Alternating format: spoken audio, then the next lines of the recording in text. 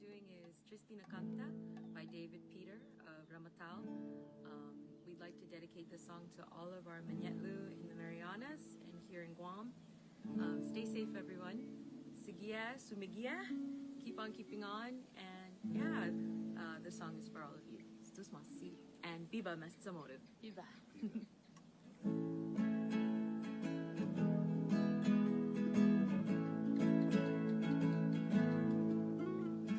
Tristina canta, gihilo mapagalis, iboti lumispasyo gisaro,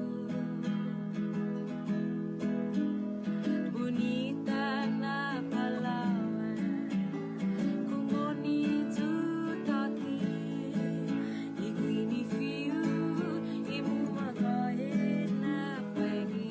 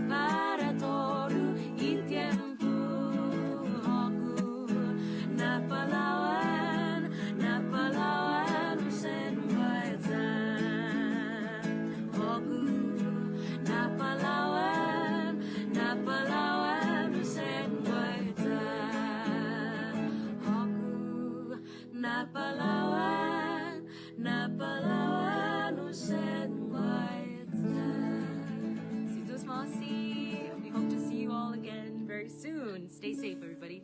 Yeah.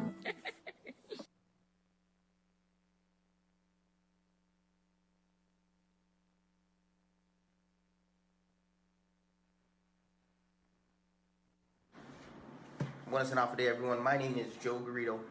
Sunday morning, I got a text message from a firefighter asking if I can create a song for the first responders, medical workers, and everyone else that has to work during this time, because they too have to go home to their families. At the end of the text message, it said, because music is powerful. And I agree, music is very powerful. And that's the reason why I created this song, was because I was asked to, and in hopes for peace and understanding during this time, I wanted to create this song. So if you are one of the frontliners here on our island protecting our people, I want to personally thank you. And I just pray that the Lord brings restoration upon those that are sick and their families, and I pray for safety upon our first responders and those working the front line. So I hope everyone enjoys the song.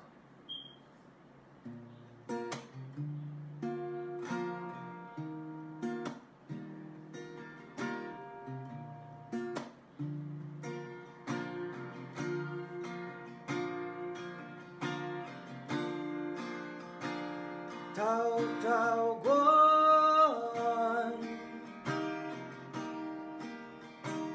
ay tawtaw fan manozuzut paguna momentu fandi mu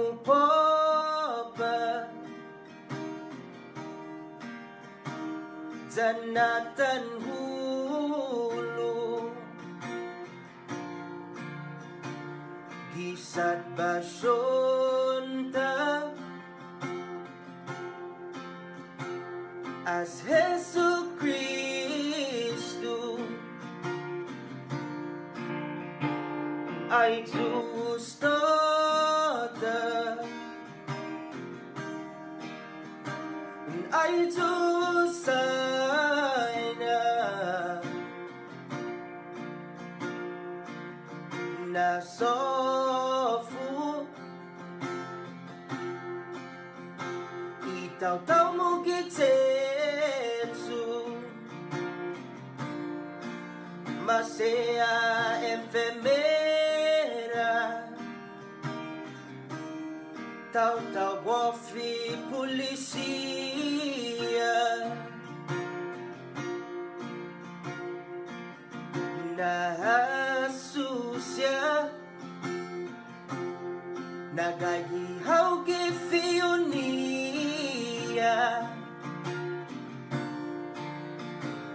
Napanhomlu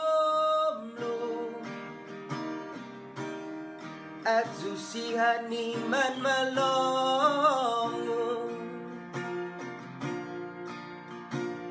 Don't protegi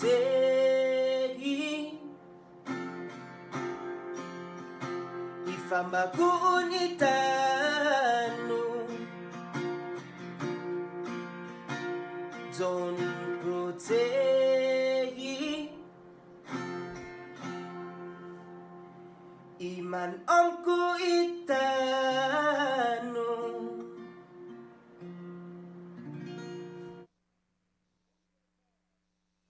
KUAM FM Hagaya, Guam. You're listening to The Link with Chris and Sabrina on Breeze 93.9.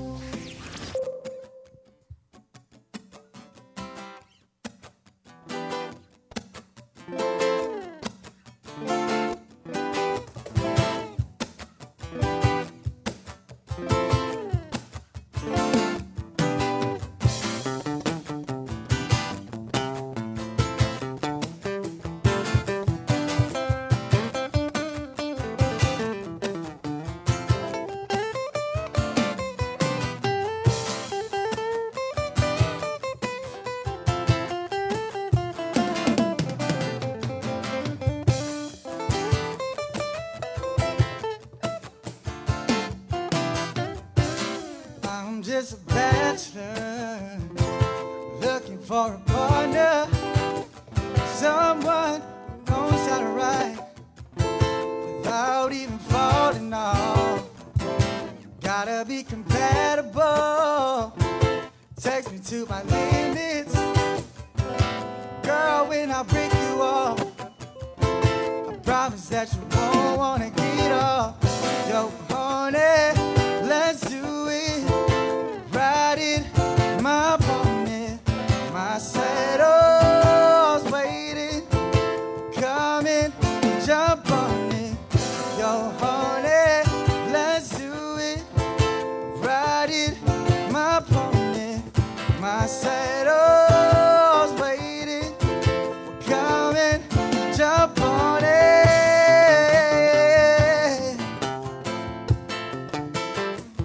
jump on it.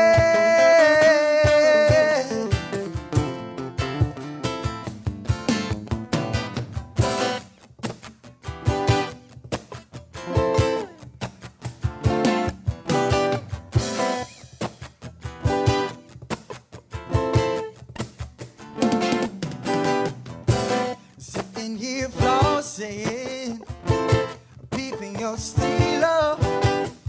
Just once if I had a chance, the things I would do to you. Me and your body, every single portion, since to your heels up and down your spine, juicy floating down your thighs. Yo, on it, let's do it. Ride it, my pony, my saddle's waiting. Come and jump on it, yo, honey, let's do it.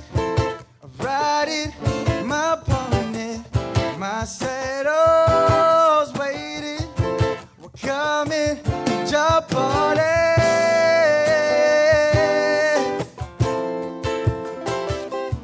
Jump on it.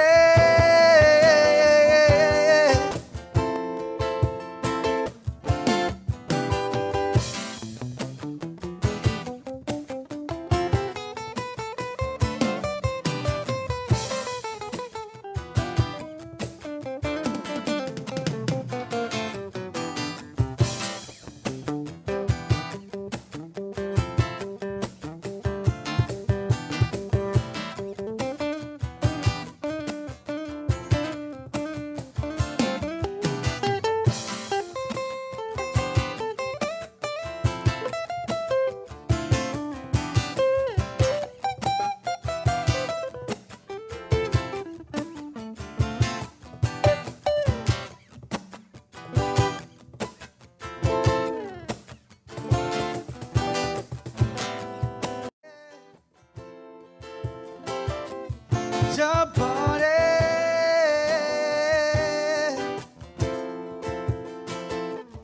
Jump on it. Oh, signa uli di sombranza tramak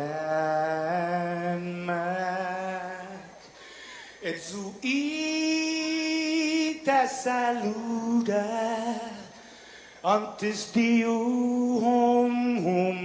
niga razzalzan malak estrezas durante todo il memu a nogi distancia como kupugi palu Zangiman malak guafi ikonum nasugi airi prebatu la noci nai banderata gaigi pues Atan fanni bandera kau esta pagua pumalalapa kau sinya uli di sombranza tamak etzu ita saluda antes di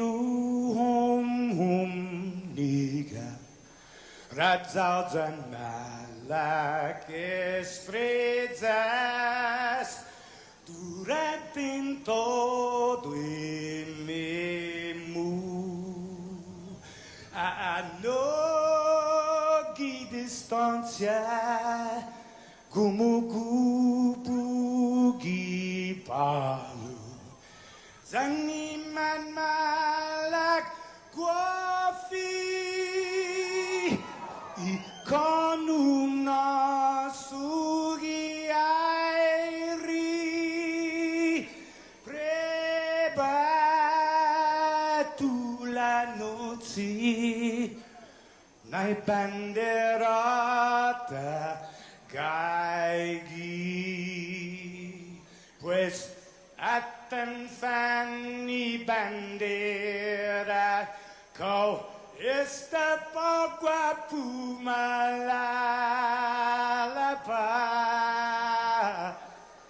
giluk tanu man libri centamiti man ko badi Panogi Chamorro purita nota kantai matu nanyagi todo ilugat para i honra para i gloria abiba is la sin para y honra, para y gloria, abiba es la sin parar. Todo y tiempo y paz para hita, dan gini langit na bendition. Conchai peligro na fan sofuham Zeus protegis languahon Conchai peligro na fan sofuham Zeus protegis languahon Osaina, Oaniti,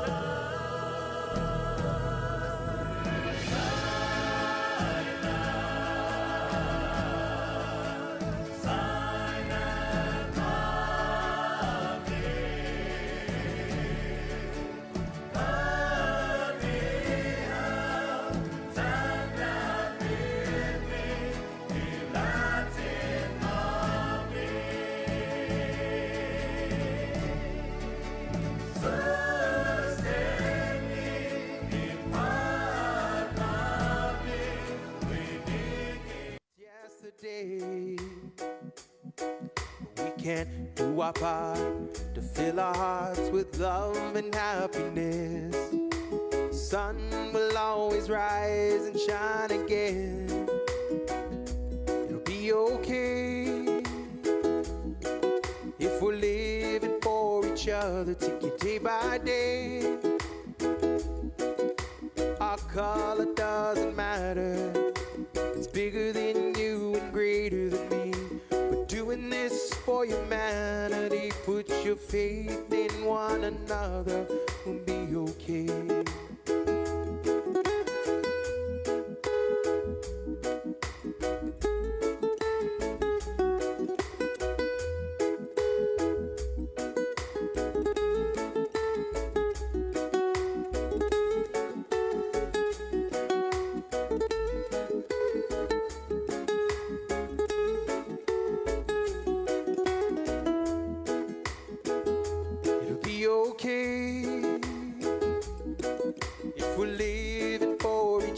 Take it day by day.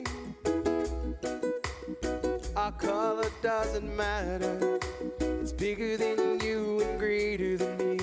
We're doing this for humanity. Put your faith in one another. We'll find a way. It's bigger than you and greater than me. We're doing this for humanity. Put your faith in one another. We'll find a way. It's bigger than you and greater than me. We're doing this for humanity. Put your faith in one another. We'll find a way.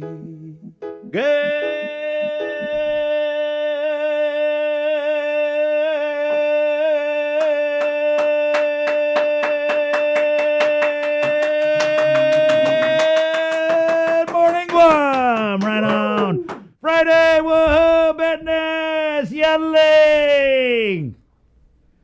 Friday. Already, Mogathin to our friends in Yap already. Yes, all right, Mogathin. All right, on. Ron and him, off a day. Total Malik, how are you? Ali. Yeah, okay. I'm trying to remember my Kashrayan greeting. I know one. Okay. Sorry if we're like breaking. Good morning the to tempo. the fruit basket of Micronesia. Yeah. So when Sabrina and I, one of the last live streams we did before the pandemic happened, we covered the Guam Micronesia Island Fair. This was in 2019, right? The beginning of 2020. ceremonies. Yeah, the beginning of 2020. So we went there. We went to Ifao Beach, and so I'm holding the camera, and Bree's like walking around. She's like, Ali, Kaselele, Mogati, and she's like trying to remember like all of the way to give a proper good morning greeting in the FSM. Hey, we got Alaska checking in this morning. Joey Vanessa Boleto Guerrero. Buenas Yay! from Alaska. What's up, Joey? Morning. Shout out to Anchorage. Good morning. It's 6:20. It is Friday, September 3rd. 3-day weekend, if that even means anything anymore. No partying, no gathering, guys. Let's do stay home this weekend. Huh? Yes. What do you guys say? You know what? I think we need to bring back our stay home. Yeah, stay home. Remember the shows we did, stay home with the musicians, and they're like, stay home. It was Yeah.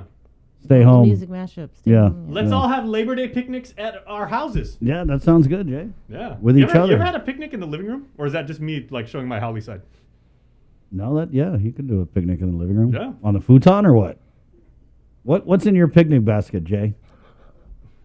Oh God! Why did I ask? Cucumber sandwiches. Some croissants, some cucumber sandwiches, some chicken salad. Some crumpets. Some hot dogs. Hot dogs. You like the wieners? I like the wieners. Okay. I like the fancy wieners though.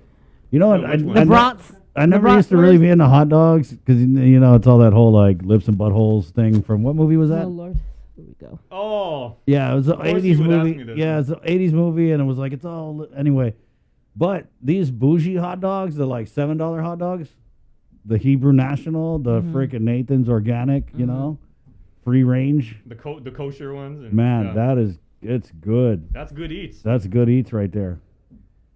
Have you ever And I'll go Hoffy once in a while, but you know, once you try the organic one. Sorry, I'm a child of the 80s and everything like that, and for me, it's go ballpark or go home. Yeah, ballpark. Franks, they plump when They you still cook make it. those? Yeah. Oh, yeah. And then, you know, and you want to go especially 80s, you know, you put some like magic shell on your ice cream. Remember that? Yeah, I do. Oh, you put like that chocolate syrup and then like it hardens over the ice cream. And Yeah. it's, oh. Technology. Yeah. Hi, Bree. Hi. Hi. I don't know. We gonna eat hot dogs for lunch today? The good chili dog. Hot dogs sound good. Could you guys ever I've never finished a foot long. Can you do a foot long? I can't. Yeah, that's too much. Too much meat. What is the norm? Is like 6 inches? How long's the regular one? I want to say 7. I kind of want to get out of this conversation. Now that we're talking about inches and I'm going like this. Let's go back onto the Can main you tell road here. it's been a long week, everybody? Yeah. It's been a long week. We've had some very, very intense stories. Forgive us if we're teetering on the border between you know Heads up, proper journalism and insanity. Heads up, I might have a nervous breakdown today. Oh, Just so really? you know. I hope it's on the air so you guys could just see it. And knowing you would actually tell people, it's like, okay, I'm starting to crack up. Please screen share this.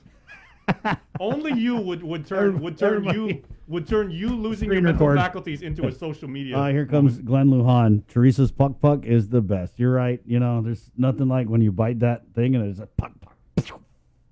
Right? You ever had it spray in your eye?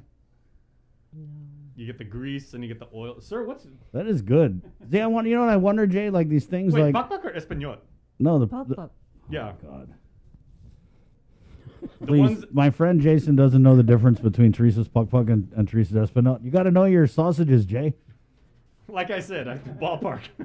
He's ballpark. Ballpark. I'm ballpark sausage all the way. They plump when you cook them. No, and so does the Teresa's puck puck. It's like, you know, and it's connected. Yeah, with the wrapper. Yeah. Yeah. But what I wonder is like, are we the islands the ones that eat all that stuff, or do they eat that in the States? Because you go to the States and you're like, hey, you guys ever tried that Teresa's puck puck? They look at you like, what the hell is this guy talking about? Huh? Puck puck. I'm still stuck on. You didn't know the difference. Yeah. Teresa's Espinal is the orange one. Now when you bite it, you get the orange lip gloss. Wait, really? It comes in the green can. Wait, that's wow. Yeah. Wow. Mind blown. Yeah. Hi, Nan. I mean, that's deep in our history. That's the one that Magellan brought over. The Spanish sausage. Gosh. Ba-dum-bum. Okay, now you can tell because if you guys to say like, are we gonna have a barbecue? And I say, yeah, let's have a cookout. You can kind of tell. It's 6:25. That's enough sausage talk. That's how I roll. Yeah. Guys, we're going to have plenty more when Half a Day's Up podcast comes on. Ooh. What's up, my friend Glenn?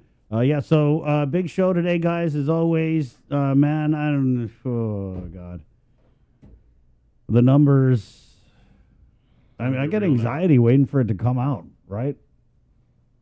And so the numbers last night, 169 positive cases, hospitalizations jumping. They jump by 9, right? And 9 in the ICU. Car score, for what it's worth, we're not using it anymore, but it's 46.1. I wonder if Dr. Cabrera's off in a room somewhere like, guys, that's 46.1. Oh, there's a new PAG chair. There's a new chairman for the Physicians Advisory Group. Breeze got it in the news. Yeah, that happened last night. It did. It did happen. And I remember that when Dr. Hoa Wen resigned, there was something that had come out from Adelup that said Dr. Mike Cruz would chair the meetings. He would convene. Convene the meeting. My Chamorro-ness is being put to the test. Have Jason say the Inifresi. Oh, says God. Mary Cruz. I got to say, though, the Inifresi, like, honest guys, Could you I don't say the even know. Inifresi? No. Bree, could you We say- never did it in school. It's a new thing. Yeah, I think that was what class of Come for me, please. Class of 2002, I believe, was the first Guam Yeah. class. So where if they you would know the actually history say- of the Inifresi, basically it was written by Dr. Bennett Dunca, right? Yeah. And so they got it in the school systems as a pledge. I mean, it is a pledge. And it started, like Jay said, in when? I believe 2002. I mean, and to be fair, when it was adopted and as it started to become like embraced across organizations, even the senators, like not all of them, like in the earlier course. legislatures, because they'd always say, okay, here's I pledge allegiance to the flag, and then they do the Guam hymn, and then they'd be Inifresi, and then you always see like maybe 13 of them would like take out the paper, but it was always like Mark Forbes, B.J. Cruz, Judy Wanpat. Because at the time it was part of the Renaissance of that was like around the time Angel Santos was around and doing his thing, and it was just a huge renaissance of culture and language. But yeah, honestly, we didn't do it in school, and well, that's that. Yeah, it's 6:27. Good morning. It's Friday, September 3rd. We got Glenn and Josh coming up from the Half a Day's Up podcast. Just another stellar podcast in the KUAM Podcast Network. We're also getting Liz Duenas, Gina. Linguini fluctuating. I know. She must have seen that video. Yeah, there's that video going around with Senator Tello. Yeah, see, Glenn comments in here. I had to learn the Inifresi when I started as a teacher back in '97 as well. Jason Solis, don't feel bad. Well, it was that far back? Nestor I thought it was Quintanilla. after the turn of the century. Okay. After the turn of the century? Oh. Nestor Quintanilla. Half a day. Hey, Nestor, everyone. long time no see. I know. Liz Agagi, good morning. Hey, good morning, Mama Bear. And Nestor, if Jada has any more music, we'd be happy to play it and everything like that. Yeah. We wish her all the best. Oh, here's Nate comments in. They don't sell Teresa's Puck Puck or Espinot in stores in the States. You have to go to the factory. God, can you imagine that? Going to the Teresa's Puck Puck factory? You can tell who the Chamorros are when they do they probably don't even have a factory tour. Right? They probably say, hey, guys, do a factory tour? Who the hell want to... The Chamorros go in there like, oh, my God, look at that. And they appreciate the craftsmanship. It's right. Like, Brim, look at the way he's twisting. When do you guys put in the Puck Puck? When?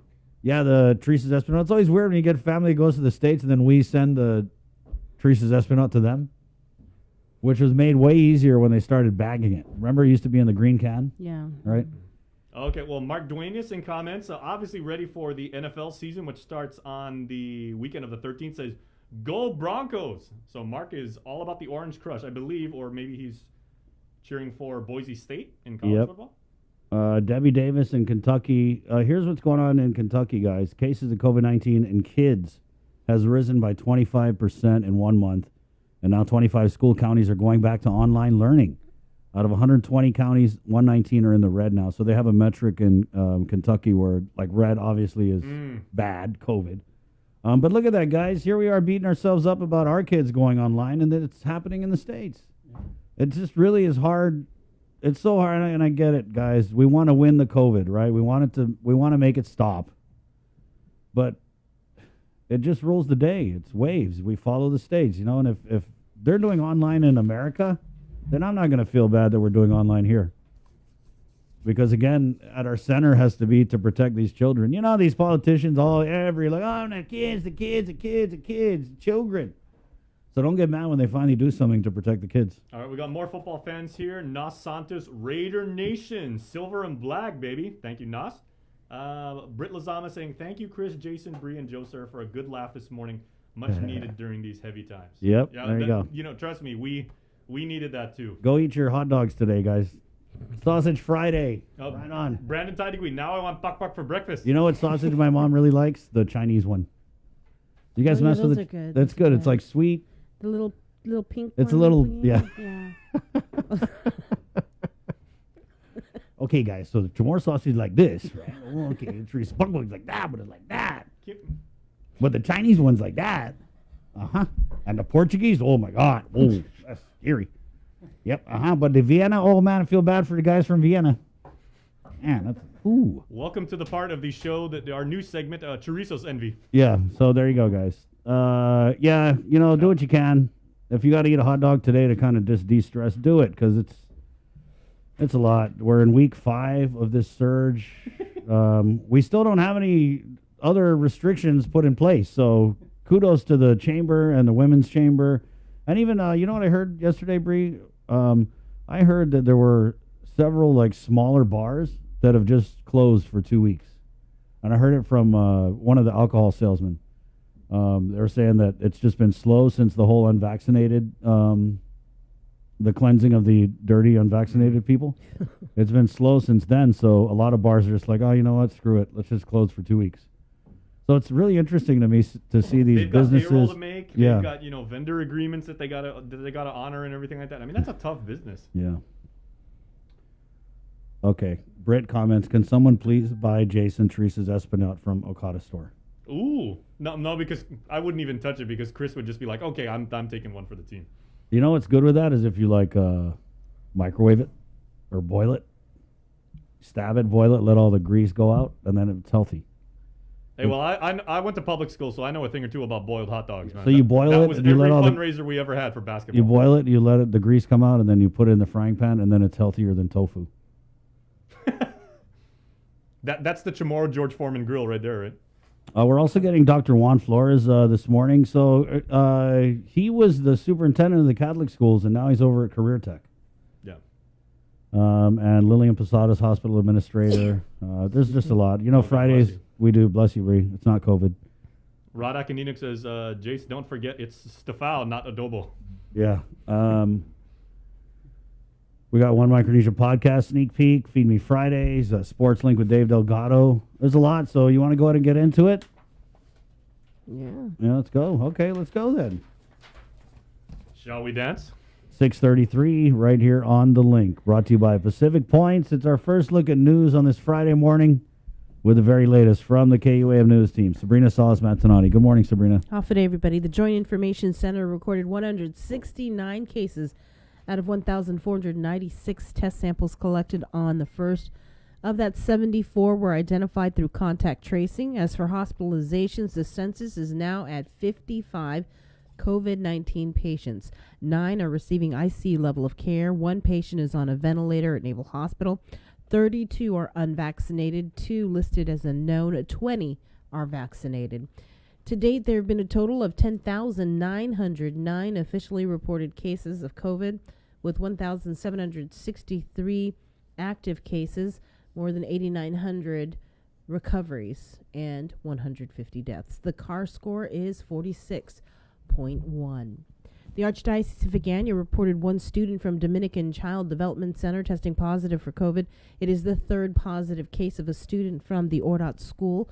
Overall, the number of Catholic school students who've tested positive is now 37. The Guam Department of Education also confirms 6 more students and 2 employees tested positive. Here's the latest breakdown. Maria Ujoa Elementary, Talafofo Elementary, Ocean View Middle School, Agata Johnston Middle School, John F. Kennedy High School, and George Washington High School. The employees are from Price Elementary and John F. Kennedy High School. Since August 14th, a total of 143 GDOE students have tested positive. Also, in addition to the Micronesia Mall COVID-19 vaccination clinic, today and Saturday this week, The University of Guam Fieldhouse will open tomorrow from 11 a.m. to 6 p.m. Beginning next week, the clinic at the Micronesia Mall will only operate on Thursdays and Saturdays from 11 a.m. to 6 p.m. The COVID vaccination clinic at the OG Fieldhouse will operate Monday through Saturday from 11 a.m. to 6 p.m. Governor Lulian Guerrero named Dr. Nathaniel Berg as the new chairperson of her Physicians Advisory Group. She made the announcement during a meeting with the PAG Thursday evening. Dr. Berg is the chairperson of the Guam Board of Medical Examiners and medical director and CEO of Guam Radiology Consultants. He has 30 years of experience as a board-certified radiologist. Dr. Berg says, I want to thank Governor Leon Guerrero and the PAG membership for their confidence in me. We remain committed to providing guidance to you and your team, especially as the decisions to protect our island's public health and safety become more and more difficult. I am up to the task, and we will fight this battle united.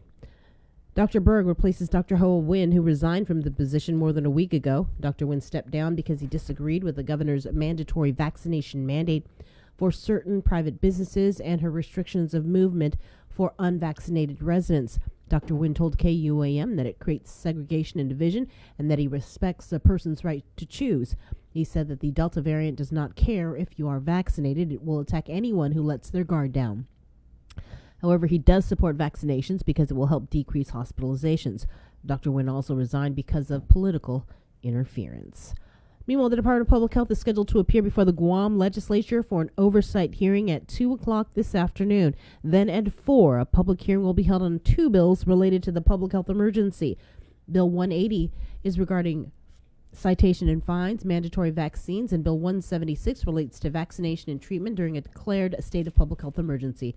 With more news now, here is Isaiah again. This news update is brought to you by Pacific Points. Do more, get more. Have a good morning, everyone. Guahusi Isaiah again with your headlines here on The Link. 2 men are dead, a 21-year-old and a 25-year-old, after an early morning single car crash Thursday. Police say at 12:56 a.m., 911 received a call of a Toyota Echo slamming into a concrete utility pole on Route 4 by the Chalampagu Church. Medics from the Guam Fire Department transported the 2 male occupants to Naval Hospital with CPR in progress. The hospital's public affairs officer confirmed that both were later pronounced deceased. The crash investigation remains open as traffic investigators have yet to determine if speed, alcohol, or drugs were factors. This marks the island's 11th and 12th traffic-related fatalities this year. Guam's latest statistics still show Guam with double-digit unemployment, but it's a marked improvement from 6 months ago. In December of last year, we recorded a record high of nearly 20%. As of June of this year, a total of 8,150 people are still out of work. Here's a closer look at the numbers. The statistics are based on a Guam Department of Labor survey of about 124,000 residents aged 16 years or older. The latest quarterly results from June show overall unemployment is at 11.4%. The previous quarter in March, it was at 16.5%, or 12,660 persons completely unemployed. Female adults saw the biggest quarterly drop in unemployment at 7.8%, while male adults saw a decrease of 6.6%. The number of full-time workers decreased by 5% from March to June, from 55,230 to 52,330. Conversely, part-time workers increased by 1,940 persons. The March survey reported 8,800 part-time workers, while in June the survey reported 10,740. The statistics also reflect an increase in the number of persons considered not in the labor force. It increased by more than 5,500 people, from 47,140 in March to 52,650 in June. According to GDOL, those considered not in the labor force include civilians 16 years and over who do not classify as employed or unemployed. Persons doing only incidental unpaid family work less than 15 hours are also classified as not in the labor force. For more information, visit www.bls.guam.gov. Separately, because of the abrupt closure of face-to-face learning in the public and private schools, parents and guardians of school-aged children may be eligible for pandemic unemployment assistance for the last week of PUA. To qualify, you must have primary caregiving responsibility and be on an unpaid leave due to lack of childcare. The eligible work week is August 29th through September 4th. To help students in need of internet access, the Guam Department of Education has opened 9 additional community learning centers, which will begin operations next Wednesday. Here's more on this report. In anticipation of a large number of students not attending classes online because of no internet access, the Guam Department of Education has announced that they are opening 9 additional community learning centers, or CLCs, to prevent that from happening. GDOE Deputy Superintendent of Curriculum and Instruction Joe Sanchez says the CLCs will provide accommodation to students who need access to the internet. We actually added some additional schools. Our intent really is to try to get all schools open, but we do have, because we also have the grab and go lunch distribution project, we're not able to have those sites at the same time, right? So there's kind of an overlap.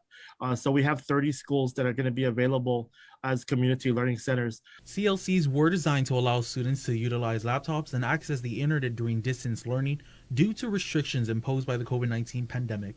This after Governor Lou Leon Guerrero suspended face-to-face instruction for pre-kindergarten through the 12th grade through an executive order last Friday. There are 30 community learning centers that will open on Wednesday, September 7th. The first day, some 28,000 students will attend classes online for this school year. Sanchez says the CLCs will provide accommodation to students who may need access to the internet. All 30 CLC sites will operate from 7 a.m. to 4 p.m. The reason why we're opening it during the day is to accommodate students. So if they do wish to attend their virtual classes during that time, they can do so. Sanchez explains ways students can avail of the CLC services. Students, all they need to do is call the school, or there's an online link that has been provided that they can register for a particular time slot. Once they register at the school CLC will communicate with them and possibly set up a more consistent schedule for them to access the internet. There are 3 ways to register for the program: online, call-in, or walk into your preferred school site. You can email Michelle Camacho at mmcamacho@gdoe.net or call 311, dial option 8 for more information. For the complete list of all CLC sites, head on over to kuam.com. Department of Revenue Tax confirms the batch of tax refunds will be paid out this week. 1,345 error-free returns from 2020 filed on or before May 7, 2021, and prior years totaling a little over $3.2 million. DRT adds to check the status of your income tax refund by logging into your individual account at myguamtax.com and use the lookup status of your 1040 refund tool. That's it for now. We'll see you tonight for KUAM News Primetime. This news update is brought to you by Pacific Points. Do more, get more.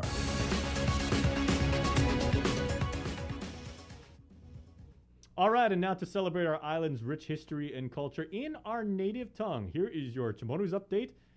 Gini Senor Pedro Anderson. Viva! Tautau Santanita Sumay. Buenas tardes to get some to be Chamorro in the KUAM News. Presenta ni Familia Mito, the First Hawaiian Bank. Buenas and update is the Pagway News. The Highway Patrol Division, the Department of Polizei, mabistitiga the aksidente, tofta na ogan ni Pinino dos na lahi, di oran 12:56 Webis na ogan. RCB i oficina 911 na Guaha Careta, tumot piso bento na likin telefon, di ifyun i gumadzus ki za talan pogo. I dos na lahi man makoni gratu di i Naval Hospital ni i Guam Fire Department. I legnya official Naval Hospital na confirma na i dos na lahi di Fumatinas ni aksidente niya. Mabistitiga isti na aksidente ni Oficina Polisia Traffic Investigator. Trabia di matungo ko tsadik sinigonya dos o pod kumimin sagi i bineno na abot sila to isti i dos na aksidente.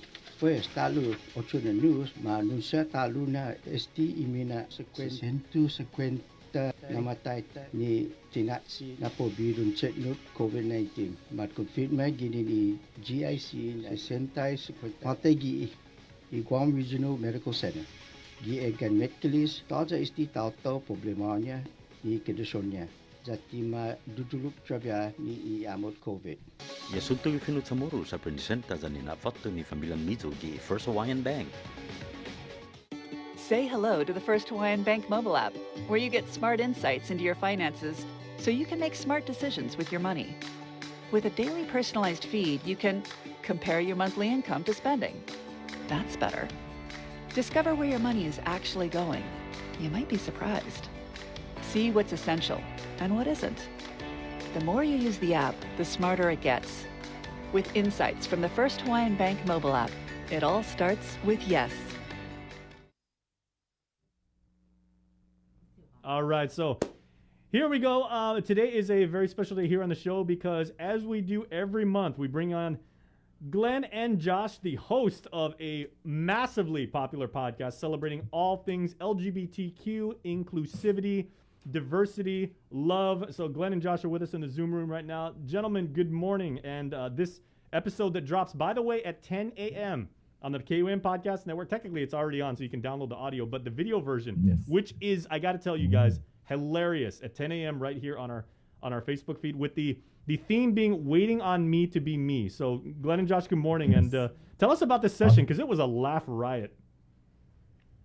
Off the day. Good morning. Oh yes, it was. And then it was a laugh. We had laughs, and there was also some emotional moments. So this particular podcast is going to be very interesting for all our listeners. So tune in, and thank you so much, KOM, for this opportunity as well. Yeah, there was a lot of ups and a lot of downs, but yeah, it's an emotional roller coaster ride, but it's a good roller coaster ride. Something kind of makes you vomit.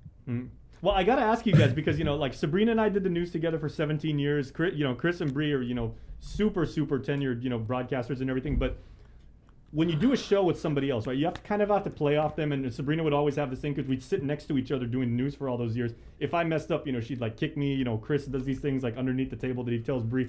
You guys, when you do your podcast, you guys are bookended at opposite sides of the table, but you guys still have this, this chemistry. And by episode 3 now, you guys are really starting to, I feel, like hit your stride, and you guys can kind of like play off each other. So what is it like to kind of guide the conversation and yet at the same time kind of just, let it happen?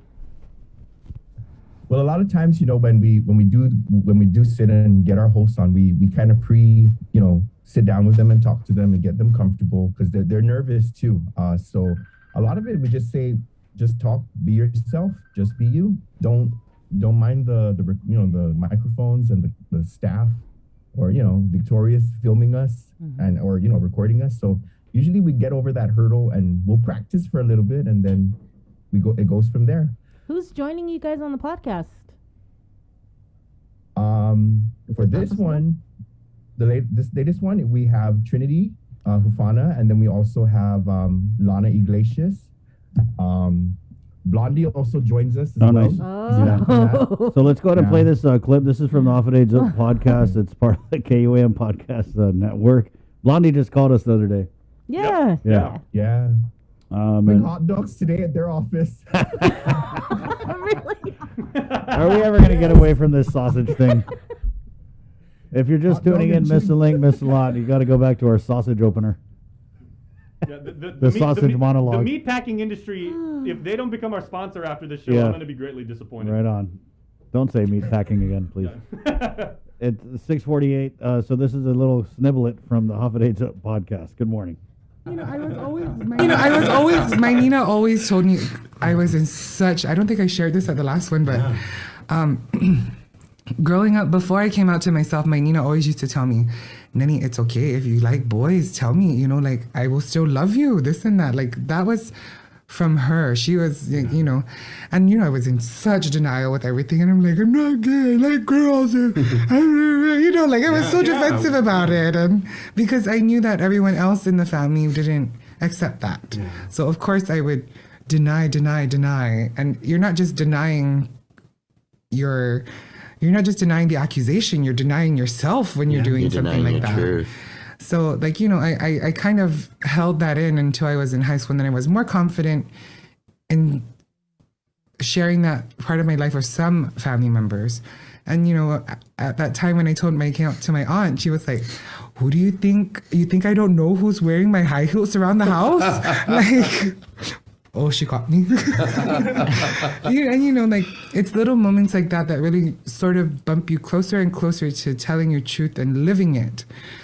Because, you slowly gather the people around you who will have your back and who will have the support to give you that when you need it.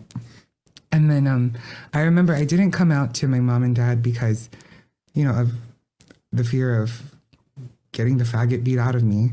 Right. And senior year Halloween, I did dress up, as a gag.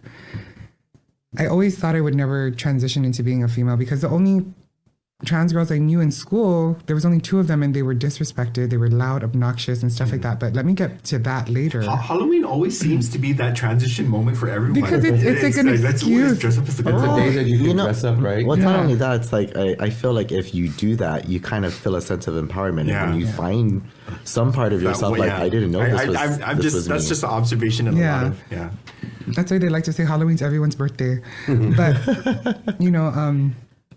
I dressed up for Halloween, and then not long after, it was parent-teacher conference, and I was actually outed by my Chamorro teacher to my mom, and he was like, "Hey, did you know your boy dressed up as a girl for Halloween?" And like, it was.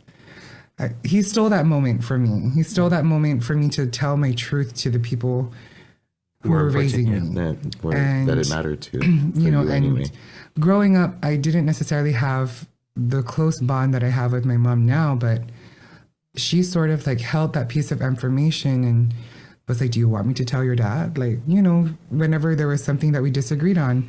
So I guess finally, like a week before graduation, she finally told him.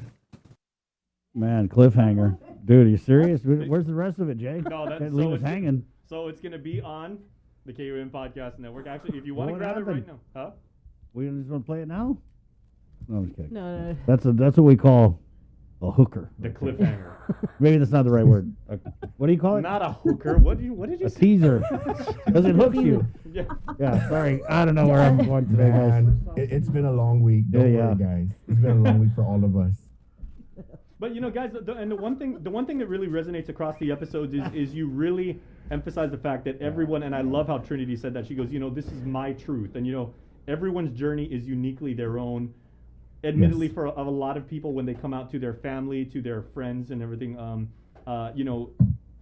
it can be very, very hard. Some are harder than others. I guess it's a spectrum, but at the same time, it is your journey uniquely, and you own that, and it's part of who you are, and you should be proud about that. Yes, everyone's journey is definitely unique. You know what I love about that this? We're sharing it with everyone, and hopefully that helps others, in their coming out experience, or coming to themselves and being themselves, being you, and living your truth makes this easier for them as well.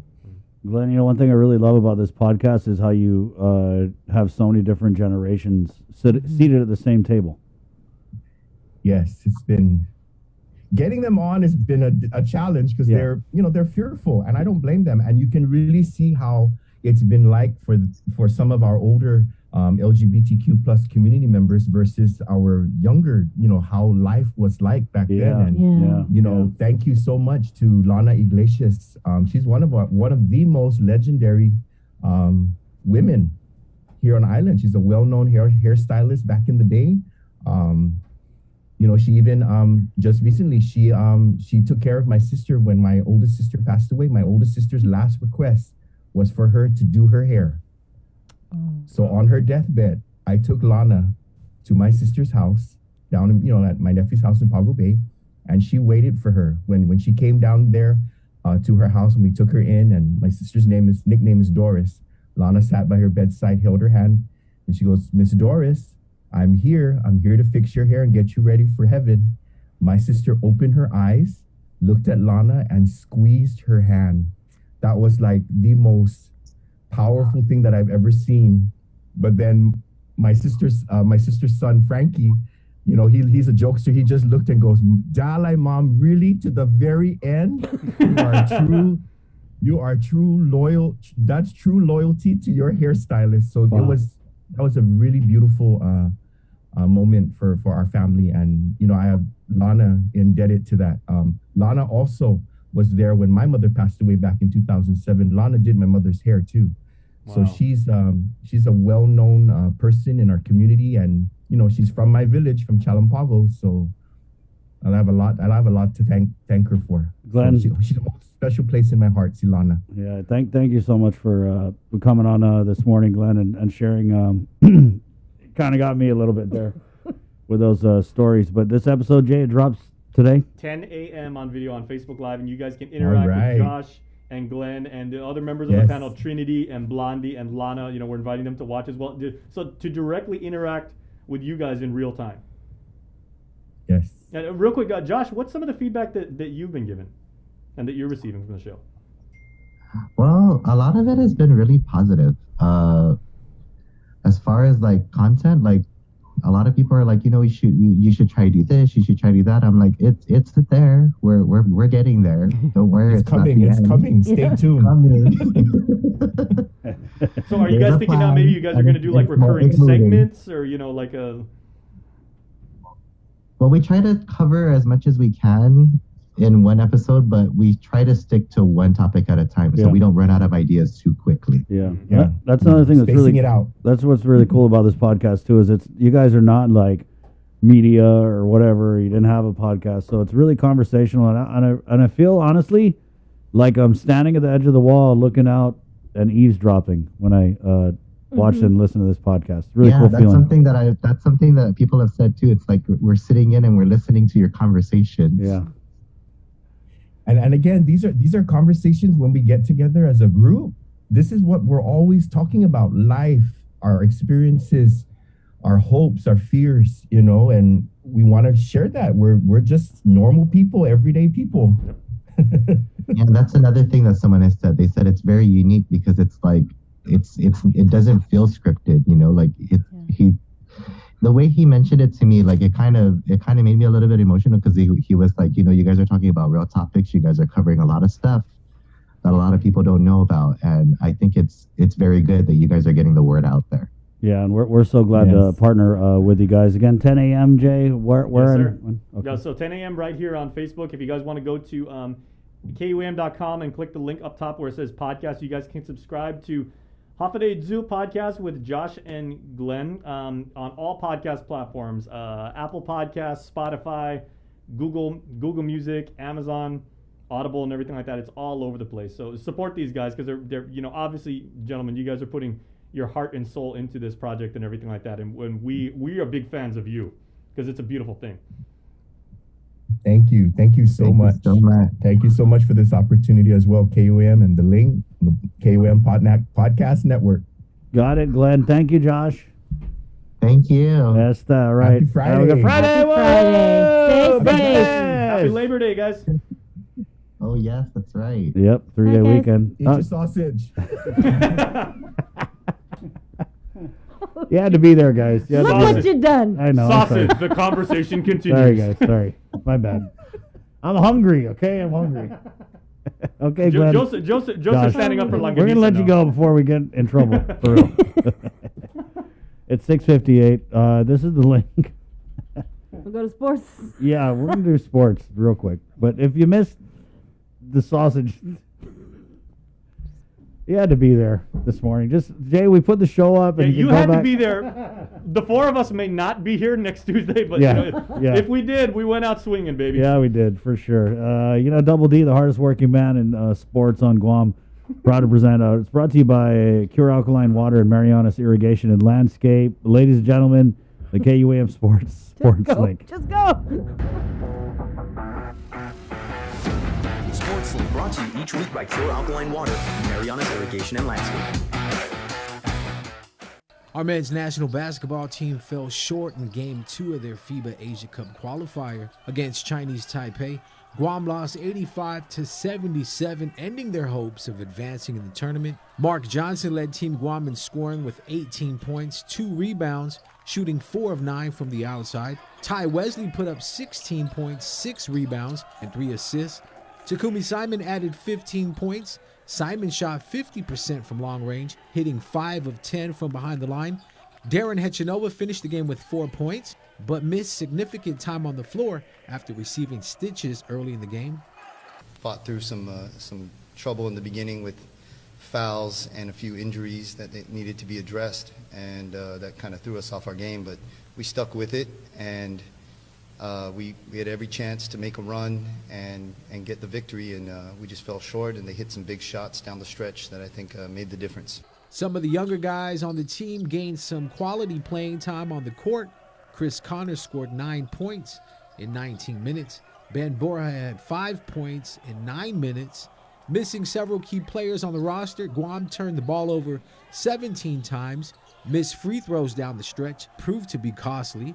As a team, our guys finished 11 of 23 from the free throw line. Obviously didn't have our full squad available for these 2 games. We wish we did, but I'm really proud of the guys that stepped in and suited up and played their hearts out, and they played really well, and I think they're just going to be stronger from the experience. So, the future is very exciting for us. We just hope that we get more opportunities to play high-level games. We feel like we're a program on the rise, and I really respect the guys and everyone that's been a part of this program for everything they put in. And so hopefully that will show when we get to competition again soon.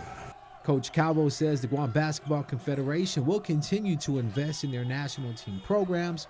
Guam will definitely be back and ready to build on the success over the past few years. The program looks promising, with players on the roster committed to making another run in the near future. Governor Lulian Guerrero recently awarded $36.9 million for youth and educational programs. $919,997 was for sports activities. Benefiting from the monies given out was the Guam National Tennis Federation for Guam National Tennis projects. The newly built Guam National Tennis facility in Harmon will be adding seating on the rooftop. The added space will allow spectators a bird's eye view on all their courts. We heard about this grant and we were able to take advantage to improve on our facility, which we originally had some stairs and railings for our office building, and we weren't able to afford to put that in. So with this grant, we're going to be able to build some stairs and railing and open up the roof to spectators to see all 6 courts that are used for the tournaments and things. And so it's a really different perspective on spectating when you can watch from up there. It really opens up a lot of much better opportunity to see all the play. Smith says the organization is thankful that members of the business community stepped up and helped contribute to the sport. Guam Marine Services has given us a discounted price, and they're donating some of the cost of the railing so that we can afford to do it for the amount of the grant that we received. So thanks to Guam Marine Services for helping us out there. Make sure to tune in tonight to KUAM TV 8 at 7 p.m. to cheer on Guam's American Ninja Warrior competitor Darren Perez. Darren will be taking on the Ninja Warrior course in Las Vegas for the American Ninja Warrior National Finals. In other news, Guam lost a real one today as former PXC fighter Kyle Boom Regis passed away in a Las Vegas hospital. Kyle had an infection from a reconstructive surgery on a torn bicep. He was in the ICU after being found unresponsive. Prayers to his family, friends, and daughter Kylie. There is a GoFundMe page the family has set up. Support the fight for Boom, #WarBoom. Guam Elite Basketball for the Guam Village Basketball League is happy to receive money from the governor's youth and education programs. The $229,296 will help promote the sport of basketball throughout the island. The goal is to bring the sport to every village, beginning at the grassroots level.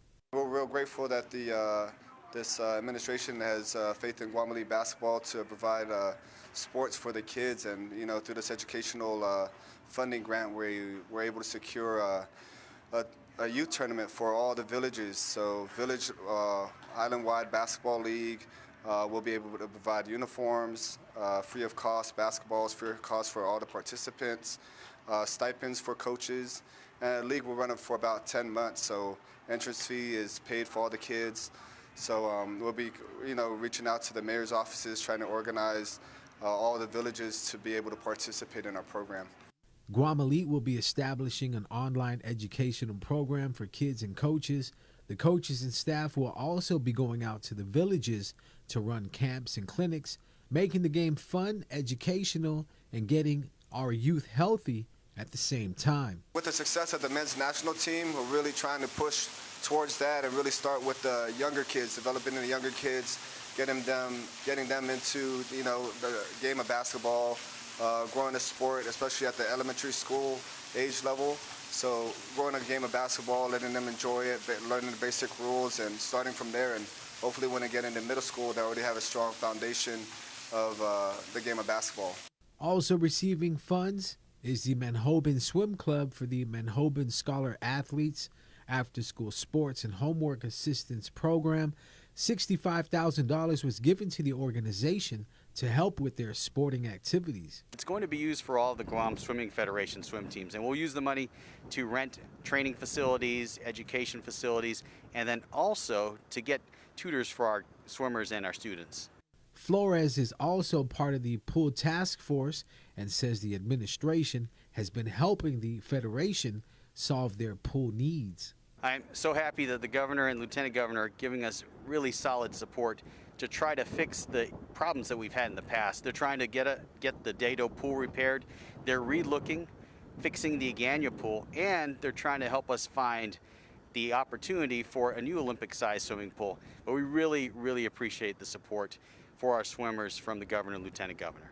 Due to the concerns over the recent increase of positive COVID cases, Special Olympics Guam has canceled their fall sports.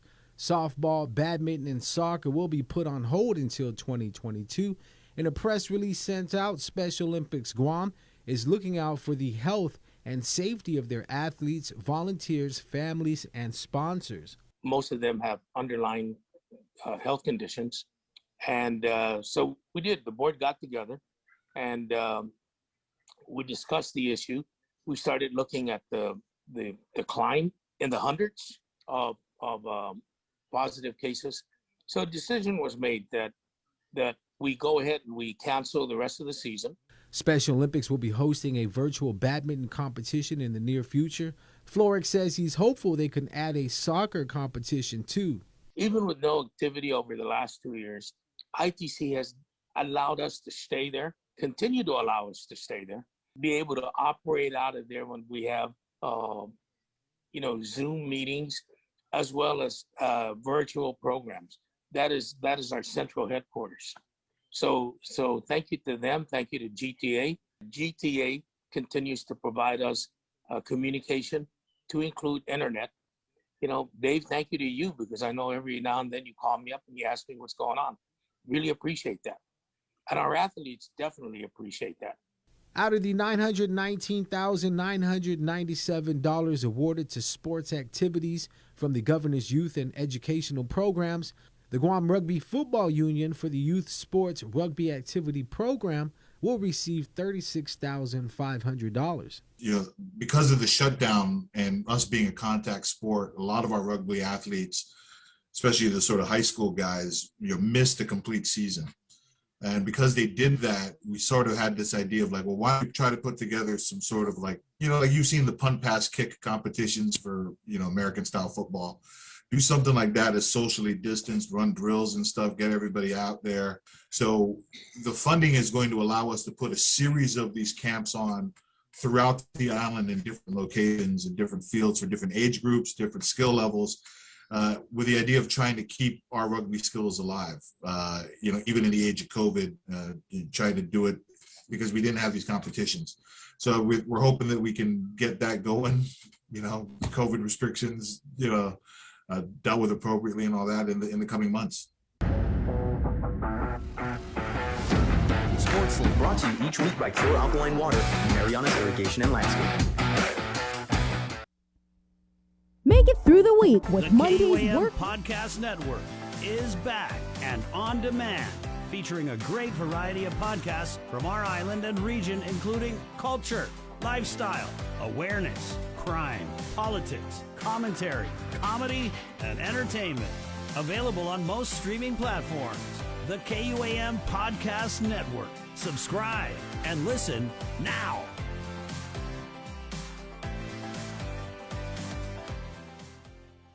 KUAM TV has been on the air for 65 years. 65 years of growing, changing, and adapting to the needs of our local community. 65 years of making you smile, laugh, and cheer, and being there for you in times of tears and heartbreak, and learning to heal together. We've kept you on the edge of your seats, been a trusted source for you to turn to, weathered many storms together, and celebrated life's big moments. And now at 65, we celebrate all the firsts we brought you over the years, and all the firsts that lie ahead as our world changes. KUAM TV, celebrating 65 years of firsts on Guam.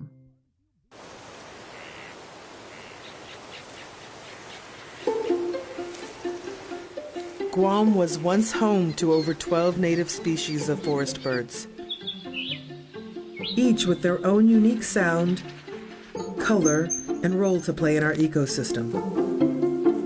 However, the arrival of the brown tree snake has threatened their existence. Today, only 3 of these species still exist in the wild. But what was once lost can be restored. Join the Department of Agriculture's efforts to restore our ecosystem.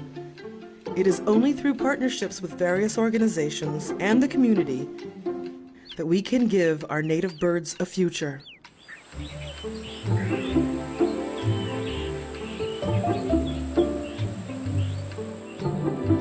Support snake suppression. The Culture Club returns to KUAM Digital and KUAM News Weekend Edition, highlighting Guam's young artists, activists, and crafters as they work to protect, preserve, and promote our Chamorro culture. Watch this weekly feature on the digital platforms of KUAM News Weekend Edition, brought to you by Hanum.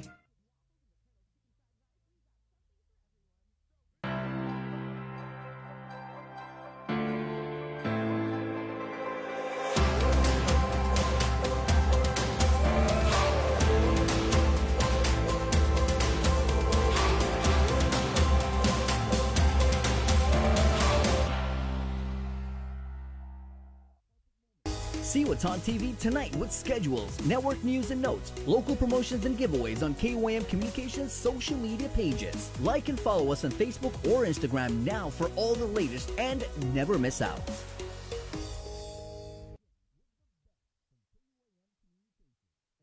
This season, KUAM Communications is ready to go with more games, more championships, and more sports specials guaranteed to bring out the fan in you. Don't miss a minute of gameplay from NBC on KUAM TV8 or from CBS on KUAM TV11. We're bringing you all the action and excitement brought to you locally by Michelob Ultra, the superior light beer, Mariana's Irrigation and Landscape, and Dokumu Pacific. Do you feel like you're missing out on something? Make life more rewarding with Pacific Points.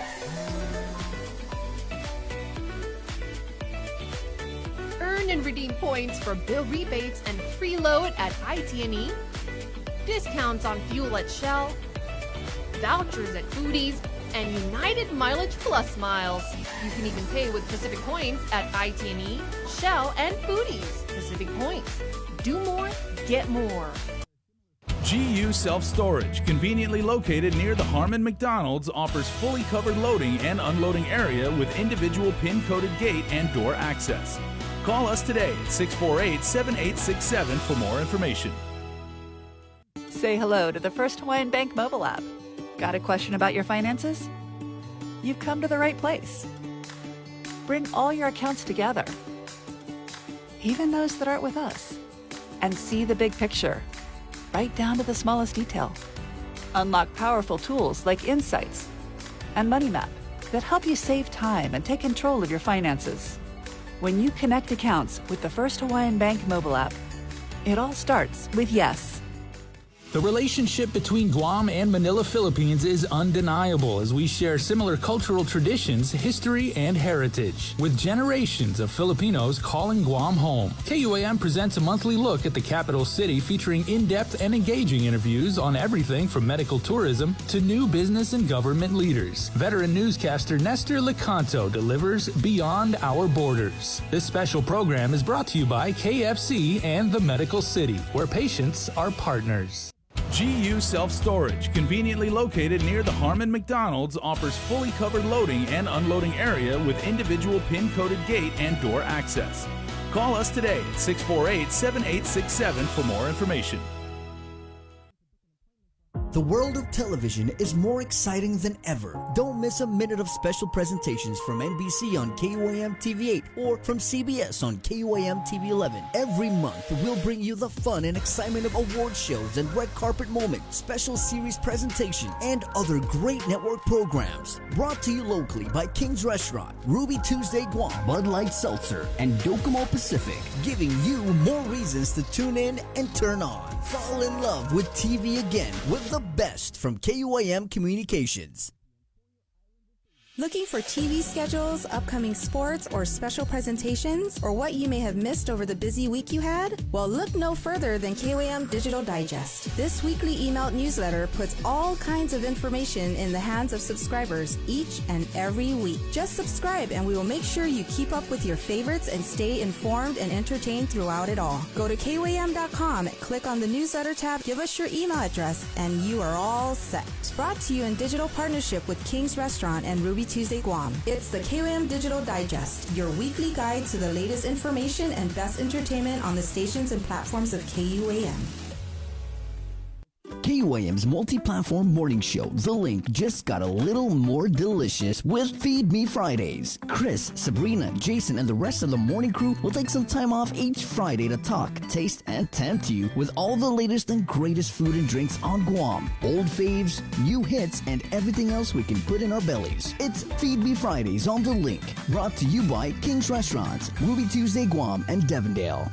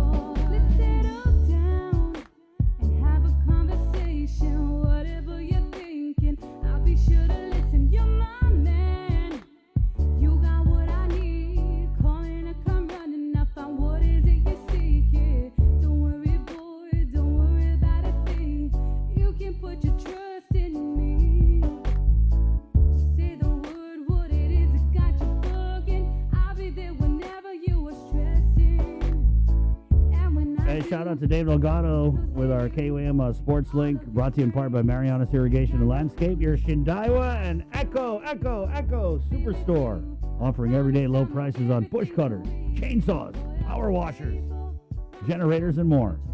They also offer maintenance and repair services. Visit Marianas Irrigation and Landscape in Barragata along Army Drive between Submarina and Besta Market. Call 735-7446 for more information. Now shipping to surrounding islands. Jason, Solace with the latest from our buddies at Uno Go. Yes, everybody. So, and before we get to that, I know I've seen a lot of comments so far in the comment stream this morning. People saying like, thank you, Link, for the laugh. I really, really needed that. And as we said, so did we. Sometimes, if you just get it out in that format, sometimes that'll let you get over the hard times. And we're going to continue the good vibes now by letting you know who our winner of the Uno Office Party On Demand contest was this week. Remember, each and every week, one of you can follow Uno Go, the food delivery service, on their app and their social media platforms. And this week's winner is certainly justified for the very, very fine work that they have done over at Catholic Social Services, Eugenia Concesa. She and her colleagues, 14 of them, are going to get a wonderful office lunch from Beach and Shrimp. And so, you know what? Congratulations to our friends at CSS. Catholic Social Services, we reported this, they've always been right there when anybody in our community needs help. They stepped right up, had monstrous challenges because, we were reporting, guys, that, their food pantry had been depleted. So many of our brothers and sisters here on Guam needed them, but Catholic Social Services stood by the whole time. So we hope that Ms. Concessa and her staff have a really, really wonderful lunch from Beach and Shrimp. They deserve it. Eat one of those coconut shrimps for us. Yeah, eat several. We're going to make you guys eat later on. Feed Me Fridays. We do it every Friday right here on the link. I was kind of wondering about the All Rise applications, guys. When I drove by Rev and Tax this morning, Bree, it was like 8 cars. Still in line? Yeah, in line. But you know what was interesting to me, guys, was that on the first day of the All Rise launch, we all know it was just a big mess, right? And then so Adelup had put out, the governor's office had put out this ticker about how many applications they had got. And I just assumed that they would release those numbers yesterday as well because people were still applying for it. And most especially because there's a cap of the 30 million. And so people kind of want to know, like, how many applications have they got? So is it even worth it for me to go and apply for this thing? Right? And that's unfortunate, is that our people are faced with answering that question for themselves. Is it even worth it to go and apply for this $800 assistance? Because it's first come, first served, $30 million cap. And I don't even know what's going on with the governor. It's like one day she's going to stick with the cap, the next day she's not. We don't know. It's wishy-washy. But I'm just wondering, and I'm also disappointed that they didn't put out any numbers on it. I don't know who's in charge over there, but you got to be consistent. Consistency is key when it comes to messaging and information. Sorry, you might want to write this down. But if you're going to do something like come out with a number of applications, especially for a program like this that's so contested, and the demand is so great for it, but you put a limit on it so people need to know, like, hey, do I get up? Do I go turn this in? What's the deal? And so be consistent. If you're going to tell us on day one how many people applied for it, if the application process is going to continue on day 2, then people are going to kind of expect you to release those numbers again. So they can again look at it and be like, oh, okay, they got, 30,000 applications. There's only 30 million, 800 times 30,000 is this month. There's no more money. It's not worth it. That's all I'm saying. And, once again, it's just another communications mishap. Friday, September 3rd, 2021. Kids, Uncle Joshy put out a message for you. The Lieutenant Governor, Josh Tenorio, put out a special message last night, Bree, at 9 o'clock when the kids were sleeping. Sorry. Oh, yeah, so let's play it. Yeah, we're going to play it. So this is a special message from the Lieutenant Governor, Josh Tenorio, which we've been asking about in the last few days. And I bet down to Adelaide, they're like, you know what? Let's shut that Chris up. Josh, get over here, put out a video. So he put out a special message for the school kids, right? Mm-hmm. And it's Lieutenant Governor Josh Tenorio with this special message for the school children that was released last night on... I think it was on YouTube. Yeah, YouTube, right on. And is it on the Gov's Facebook page? Or does the Lieutenant Governor have his own? No, I think it's on the Gov's okay. Facebook page. Okay. So, yeah, this is a special message from Lieutenant Governor Josh Tenorio to students. Good morning. This is the link. Hafa, my dear people of Guam. Thank you for giving me a few moments of your time to talk with you about the realities our island faces today in our battle against COVID-19. Over the past several days, we have seen large numbers of new cases. Our clinics are strained, our hospitals are at capacity, and our ICU beds are nearing capacity. You have heard our governor and our medical professionals say over and over again that our healthcare system is fragile and that we must do everything we can to protect it so that when our people get sick, they can be cared for. After just a few short weeks of being back to school, we had to make the hard choice to suspend face-to-face learning from our students. This was a decision that no one wanted, but it was necessary to keep our kids safe, especially those who cannot be vaccinated. It was clear that with the spread in the community moving at such a rapid pace, The spread in schools would likewise increase, and we needed to prevent that. To our students, we want to keep you safe, and we are working hard to help you catch up with the time you have lost. We're working with more than 50 community organizations and some of our best educators to launch more than 70 programs designed to help you catch up. More online learning resources, more cultural and sports programs, and more opportunities for you to innovate are on the horizon. Please take advantage of our programs to provide MiFi devices to help you with your online learning. Your best interest is driving what we do, and we are working hard to help. Over the last year, we have been working tirelessly to provide safe havens for our students in need of help and protection. We have been pushing more resources into students' social and emotional health, using technology, community organizations, and advocates to intervene against suicide, substance abuse, and physical abuse. But there are many people that need help, and if you are worried about someone hurting themselves or being hurt, call our crisis hotline at 647-8833 or 8834. I want to thank our teachers, school administrators, and support staff, and our parents who are doing everything necessary to make the move to online learning so that we can continue to educate our students and keep them safe until we can bring them back to the classrooms. I want to assure you that the governor and I are doing everything we can to make sure that vaccination clinics continue for all school-based personnel and students that want to take advantage of them. We are working hard with public health in the schools to ensure that testing is available on a regular basis, and we are increasing our efforts to ensure that safety protocols are not only in place at all schools, but that they are constantly followed so that our families feel safe sending their children back to school. Our children have been asked to endure so much over the last 18 months, and I'm asking all of you to help stop the spread of the virus in whatever you can so that they can go back to school as safely and as soon as possible. Please, if you are able to, get vaccinated. If you have any questions about the safety of the vaccines, please ask your doctor or a trusted medical professional.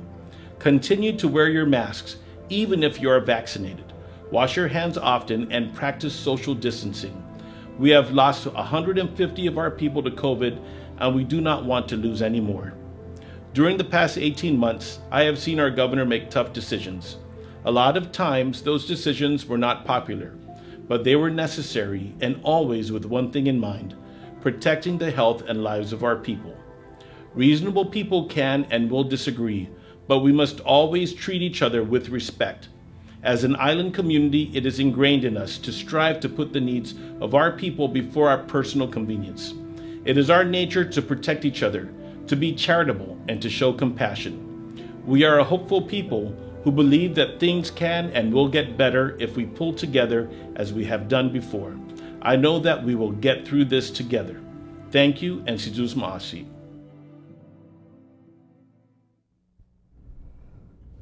And that was Lieutenant Governor of Guam, Josh Tenorio, with Yeah. a special message to students, which was released at 9 o'clock last night on YouTube. On YouTube. But you know what? We're more than happy to put it on our platform, even if the governor, lieutenant governor don't want to come on this show. We're going to put it out there for the community because he's the lieutenant governor, and he had an important message for the kids. Right? What was your takeaway? So they're launching 70 programs.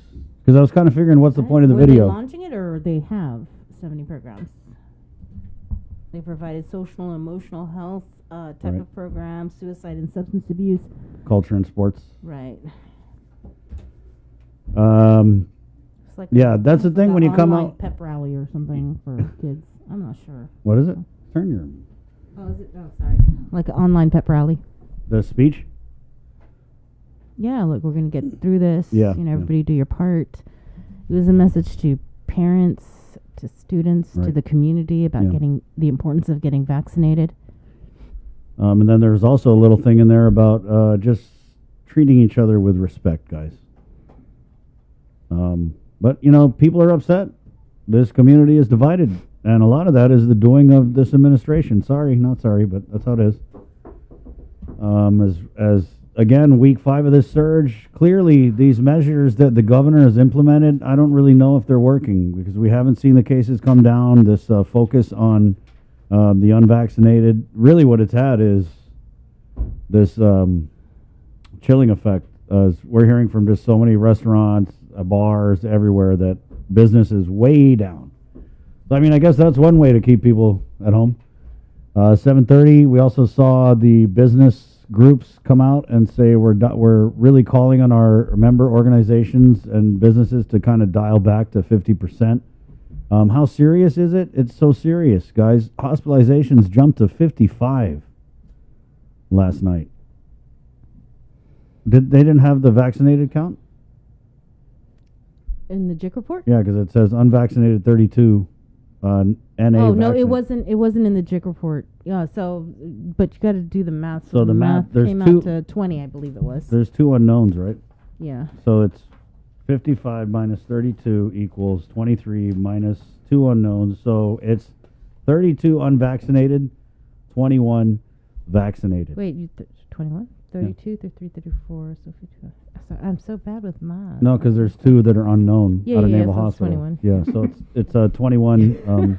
I mean, guys, when you talk about Dr. Juan Flores giggling right now at our arithmetic skills. that was live, wasn't it? Was that live? Sorry, Oh my sorry, God. Doc. 4. You know we're in trouble if like I'm the math expert in here. okay, carry the 1 and Yeah. Shout out to my late math teacher, Mr. Rollins. I don't know if you guys remember Mr. Rollins. I'm going to send you the link to the Khan Academy. The Khan. Okay. Thanks, Doc. They've got some good math programs actually. So looky here, we have Dr. Juan Flores, who was formerly, I'm not, I got to mention it, the Catholic school superintendent. He's now over at Career Tech, and so that's what happened, guys. In case you were wondering. Good morning, Doc. Good morning. How are you? Yeah, we're doing dealing. We're dealing. Yeah. Coping. Yeah, to me, I keep thinking that, when I make decisions, like here right now, the decisions only affect 60 students, their families, and the 5 faculty members who join me at the school. But I don't know what it would be like to be the governor who has to make a decision that affects, 160,000 people. And that is, I don't know. I don't know if she sleeps at night. I think it's tough.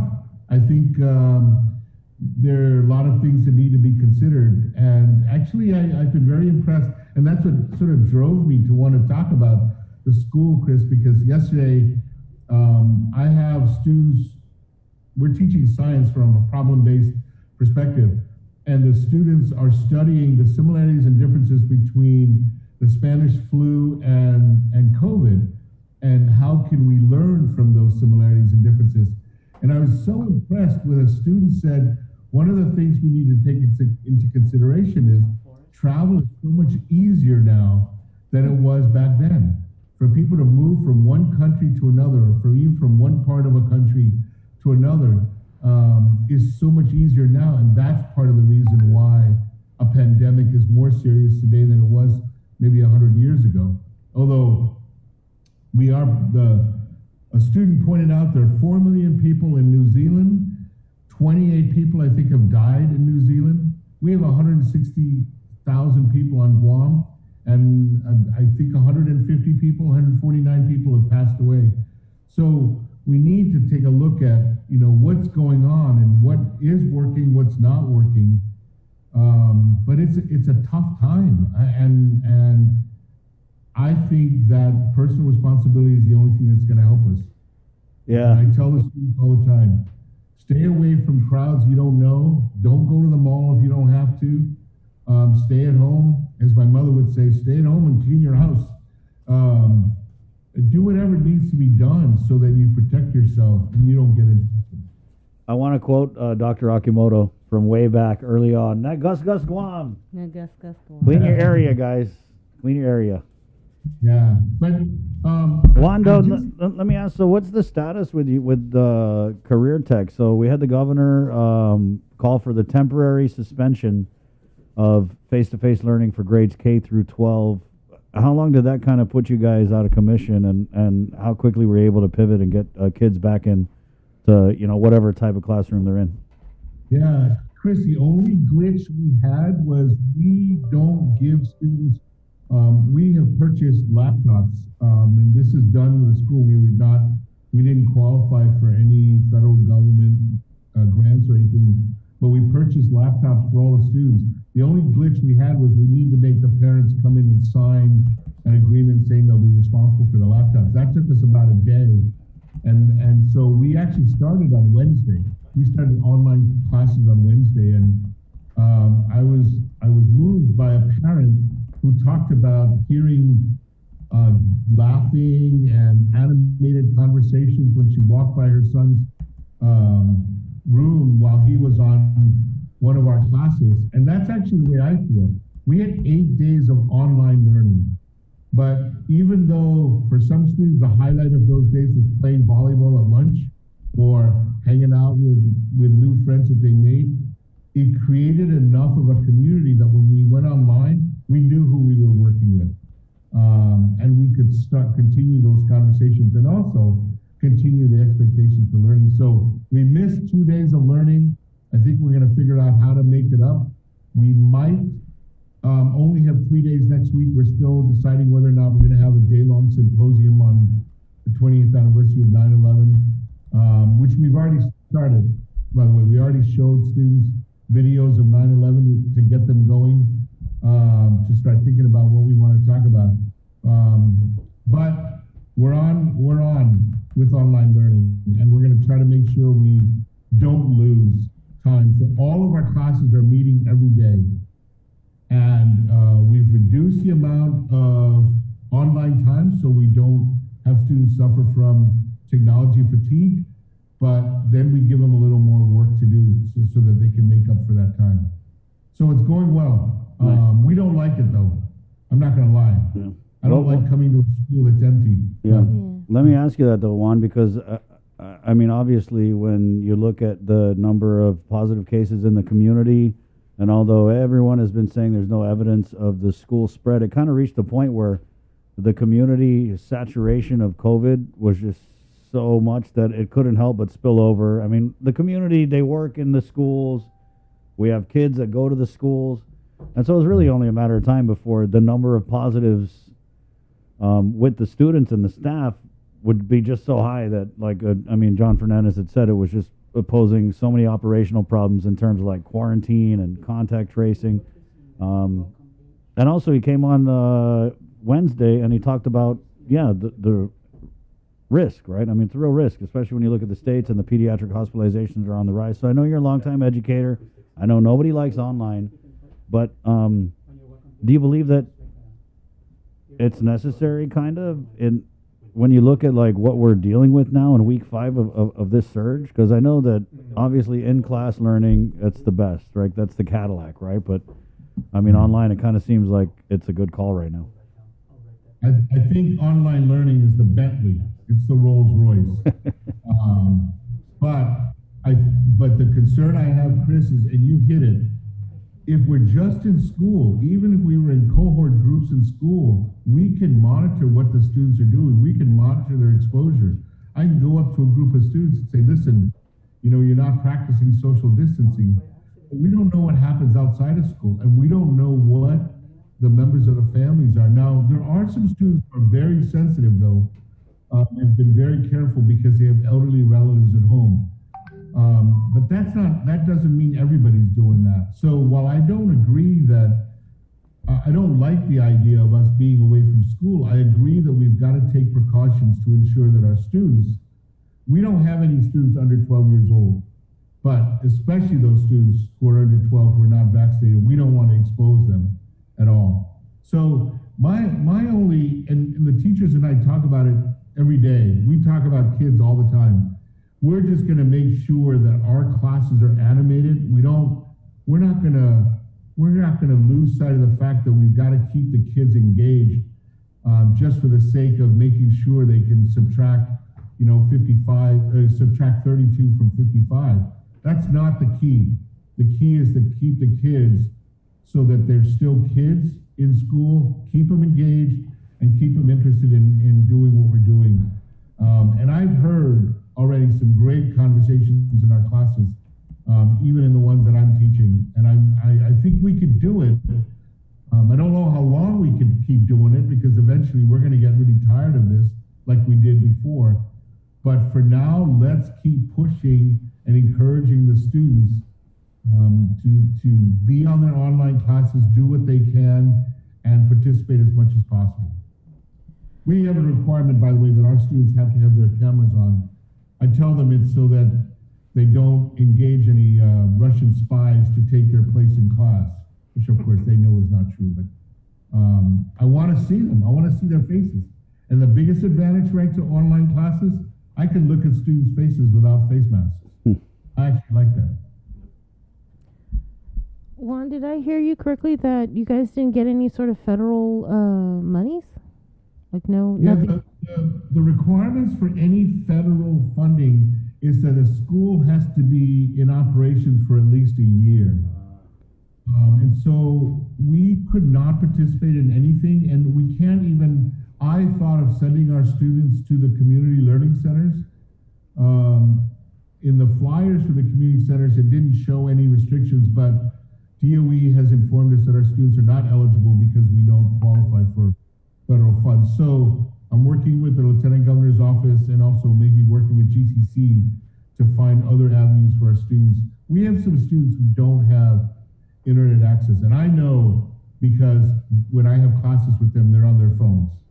So they can't access data, they can't look at videos, they can only participate in the online class, but we're working around it. And it doesn't stop them from getting involved. I would just prefer that they were involved completely. And you said how many students? 60? We have 60, and we're hoping we're going to continue to recruit students. We've gotten some students who have now inquired because their families want them involved in something. So we're going to continue to enroll students, and we're hoping to get our 100 by the end of September, which is when we're required to report our total population for the new fiscal year. Right. So how many don't have laptops that are just using their phones? Well, the reason they're using their phones is because they don't have internet access at home. So they all have laptops. Okay, good. So they're Have their own, or we issue using them. it as We a buy- hotspot. Right. So they're just getting on like I would if I were on my phone right now with you, but I don't do that because it's not as easy for me to do. But the laptop part is not a problem. So they have devices. We even have iPad readers. So if we needed those, we can distribute those to the students. They have devices. They just need internet access. Okay.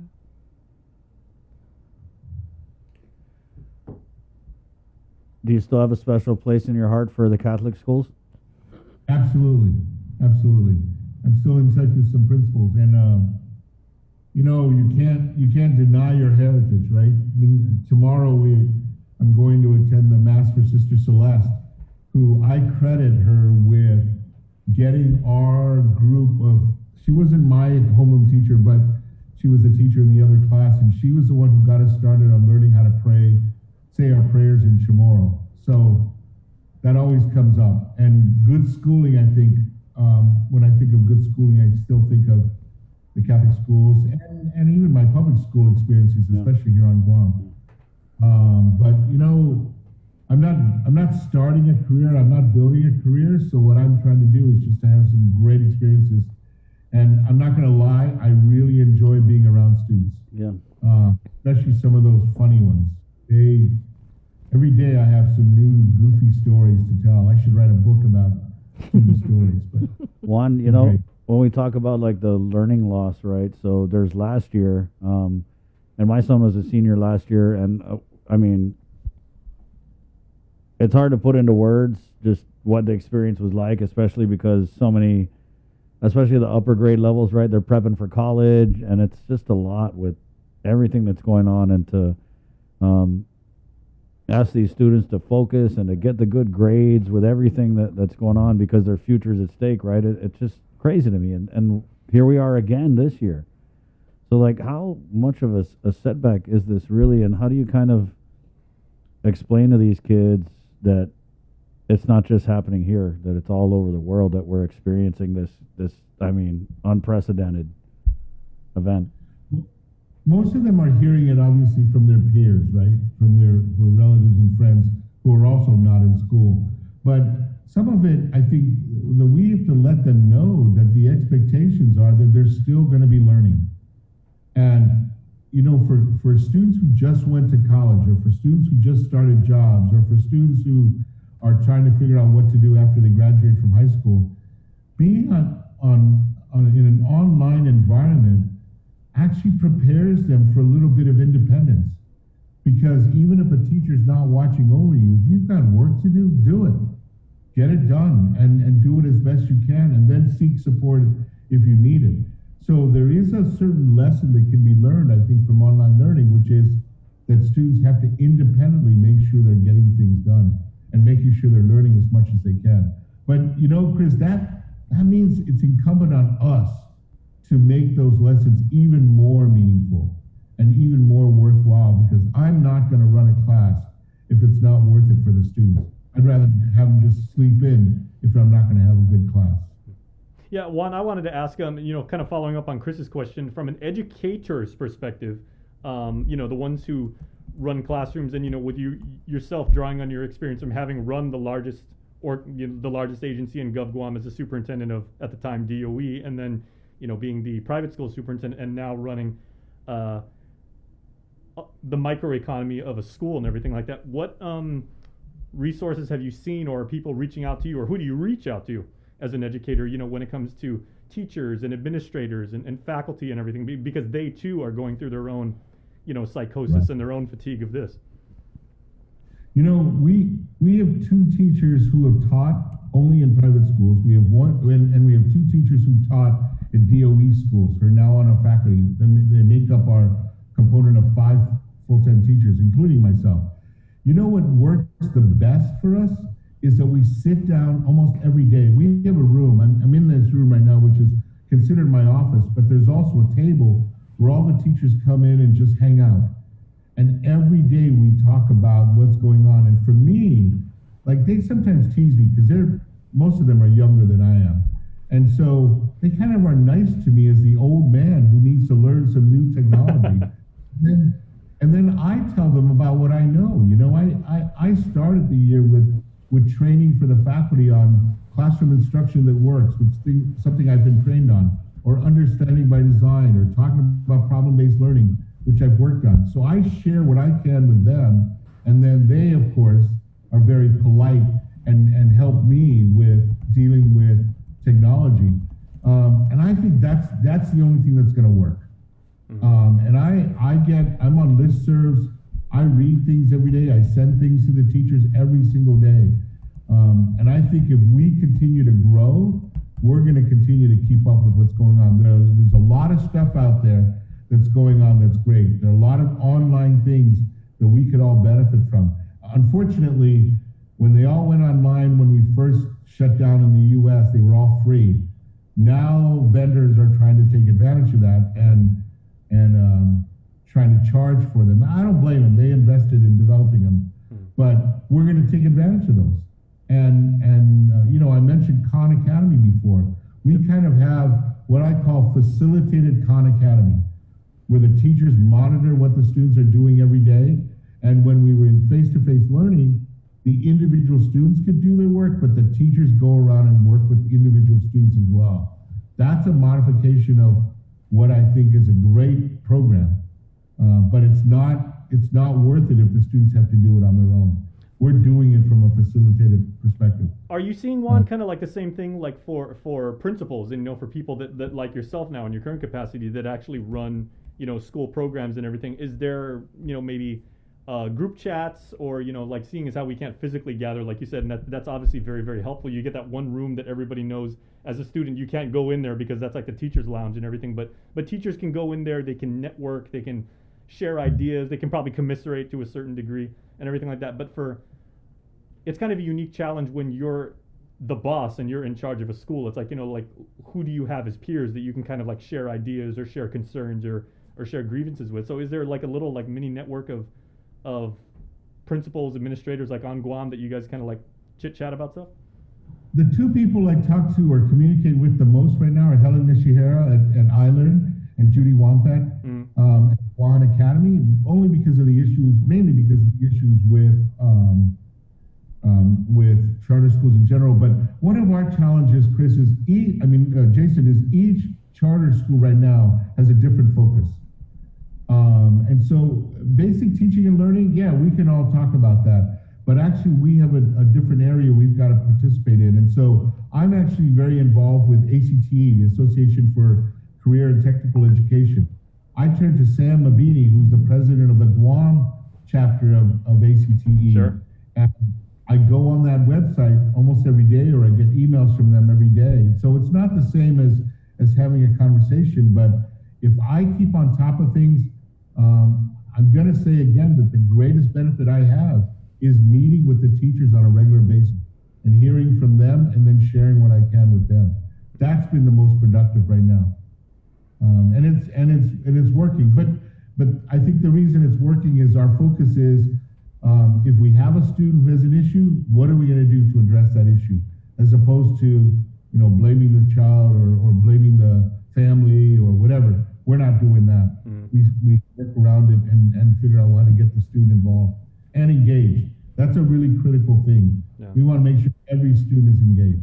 Well, I guess that is the key word that you said, and probably like the key takeaway of this whole thing, Juan, is focus. Both from a student's perspective, from a facilitator, and for the people that actually run the entire agency. So we thank you for your time and your perspective again, and good catching up with you. Good, thank you. Great to chat with you guys again. Right on. Let me know if you got any math tutors over there, Juan, that got some spare time. Yes, I will suggest some tutors for, we could do weekly lessons before you guys go online. Yeah. Thank you, Juan. There you go. Have a great weekend. You too. God bless you. Dr. Juan Flores, Career Tech 751. Let's take a quick break. We're coming back with more of The Link next, right here. It is Friday. Good morning. Make it through Get yourself all caught up with the week's games, scores, and highlights with the KUAM Sports Weekend Roundup on KUAM News Weekend Edition. It's all inclusive, all the fun and all the action wrapped up in the perfect presentation. Relive the moments on the KUAM Sports Weekend Roundup, brought to you by Gatorade. Greatness starts with G. This season, KUAM Communications is ready to go with more games, more championships, and more sports specials guaranteed to bring out the fan in you. Don't miss a minute of gameplay from NBC on KUAM TV 8 or from CBS on KUAM TV 11. We're bringing you all the action and excitement brought to you locally by Michelob Ultra, the superior light beer, Mariana's Irrigation and Landscape, and Docomo Pacific. The relationship between Guam and Manila, Philippines is undeniable as we share similar cultural traditions, history, and heritage. With generations of Filipinos calling Guam home, KUAM presents a monthly look at the capital city featuring in-depth and engaging interviews on everything from medical tourism to new business and government leaders. Veteran newscaster Nestor Lecanto delivers Beyond Our Borders. This special program is brought to you by KFC and the Medical City, where patients are partners. Say hello to the First Hawaiian Bank mobile app, where you get smart insights into your finances so you can make smart decisions with your money. With a daily personalized feed, you can compare your monthly income to spending. That's better. Discover where your money is actually going. You might be surprised. See what's essential and what isn't. The more you use the app, the smarter it gets. With insights from the First Hawaiian Bank mobile app, it all starts with yes. GU Self-Storage, conveniently located near the Harmon McDonald's, offers fully covered loading and unloading area with individual pin-coded gate and door access. Call us today at 648-7867 for more information. Do you feel like you're missing out on something? Make life more rewarding with Pacific Points. Earn and redeem points for bill rebates and free load at IT&E, discounts on fuel at Shell, vouchers at Foodies, and United Mileage Plus miles. You can even pay with Pacific Points at IT&E, Shell, and Foodies. Pacific Points. Do more, get more. KUAM Communications continues our perpetuation of our Chamorro culture, language, and heritage with features available to our listening and viewing audience, including streaming of Chamorro music 24 hours per day on Isla Digital Radio on KUAM.com and the KUAM News app. Chamorro News Update, weekdays on The Link and the KUAM News YouTube channel. Conversations about life in our Chamorro language podcast, Cuentos Tapoco, with Kin Conception. Seasonal specials, shows, and other features highlighting the beauty of our language, culture, and history. It's a new era of our continued commitment to our Chamorro heritage. Isla, watch, listen, stream. Viva Isla! This season, KUAM Communications is ready to go with more games, more championships, and more sports specials guaranteed to bring out the fan in you. Don't miss a minute of gameplay from NBC on KUAM TV8 or from CBS on KUAM TV11. We're bringing you all the action and excitement brought to you locally by Michelob Ultra, the superior light beer, Mariana's Irrigation and Landscape, and Docomo Pacific.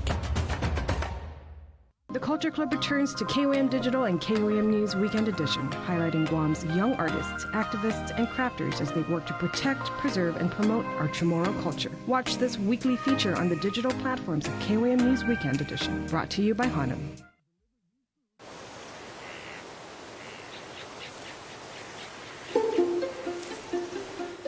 Guam was once home to over 12 native species of forest birds, each with their own unique sound, color, and role to play in our ecosystem.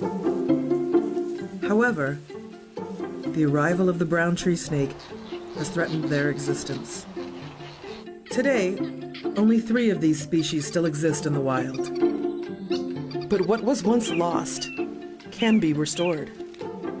Join the Department of Agriculture's efforts to restore our ecosystem. It is only through partnerships with various organizations and the community that we can give our native birds a future.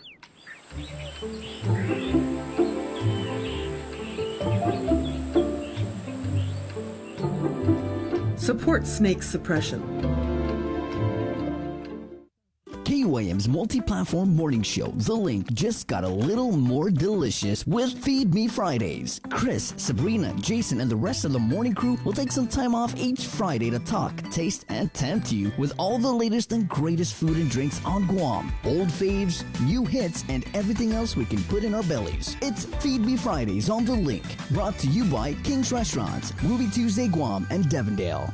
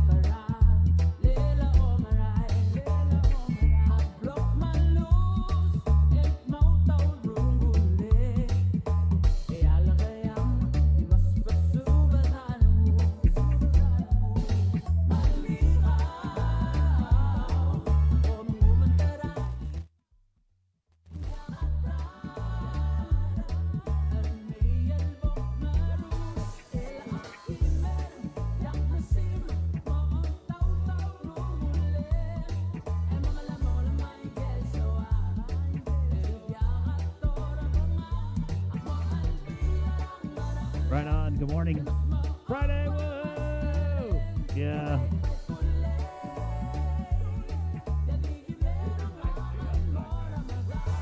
Again. It's a nice day outside, guys. Is it? I can't see. It Yeah, looks great. Here, let's go outside to the Joser camp. Yeah. It was raining on my way into work this morning. Oh, yeah. God is crying because you guys can't stay home. But we have also been blessed with a beautiful rainbow over Harmon. Ah. It looks like it goes right over Hamburger Road and goes right into the industrial side. I hope you guys find the pot of kaddu at the end of the rainbow. It's 7:58.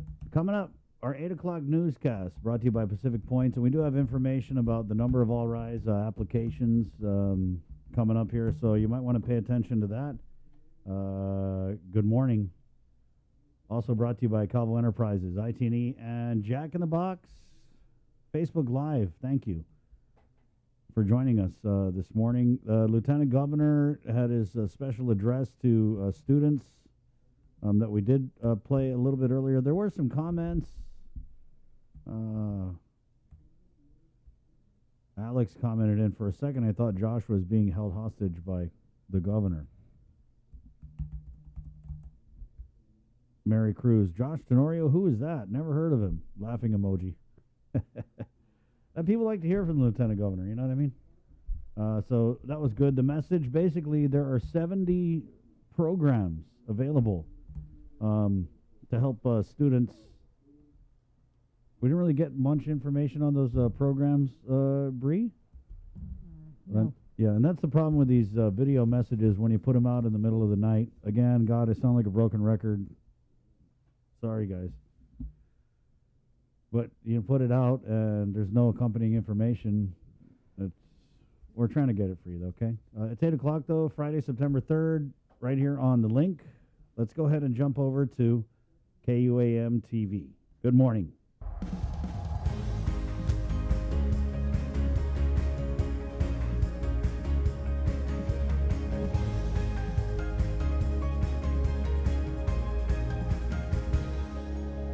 Good morning, Guam. It's Friday. KUAM TV. Buenas. My name is Chris.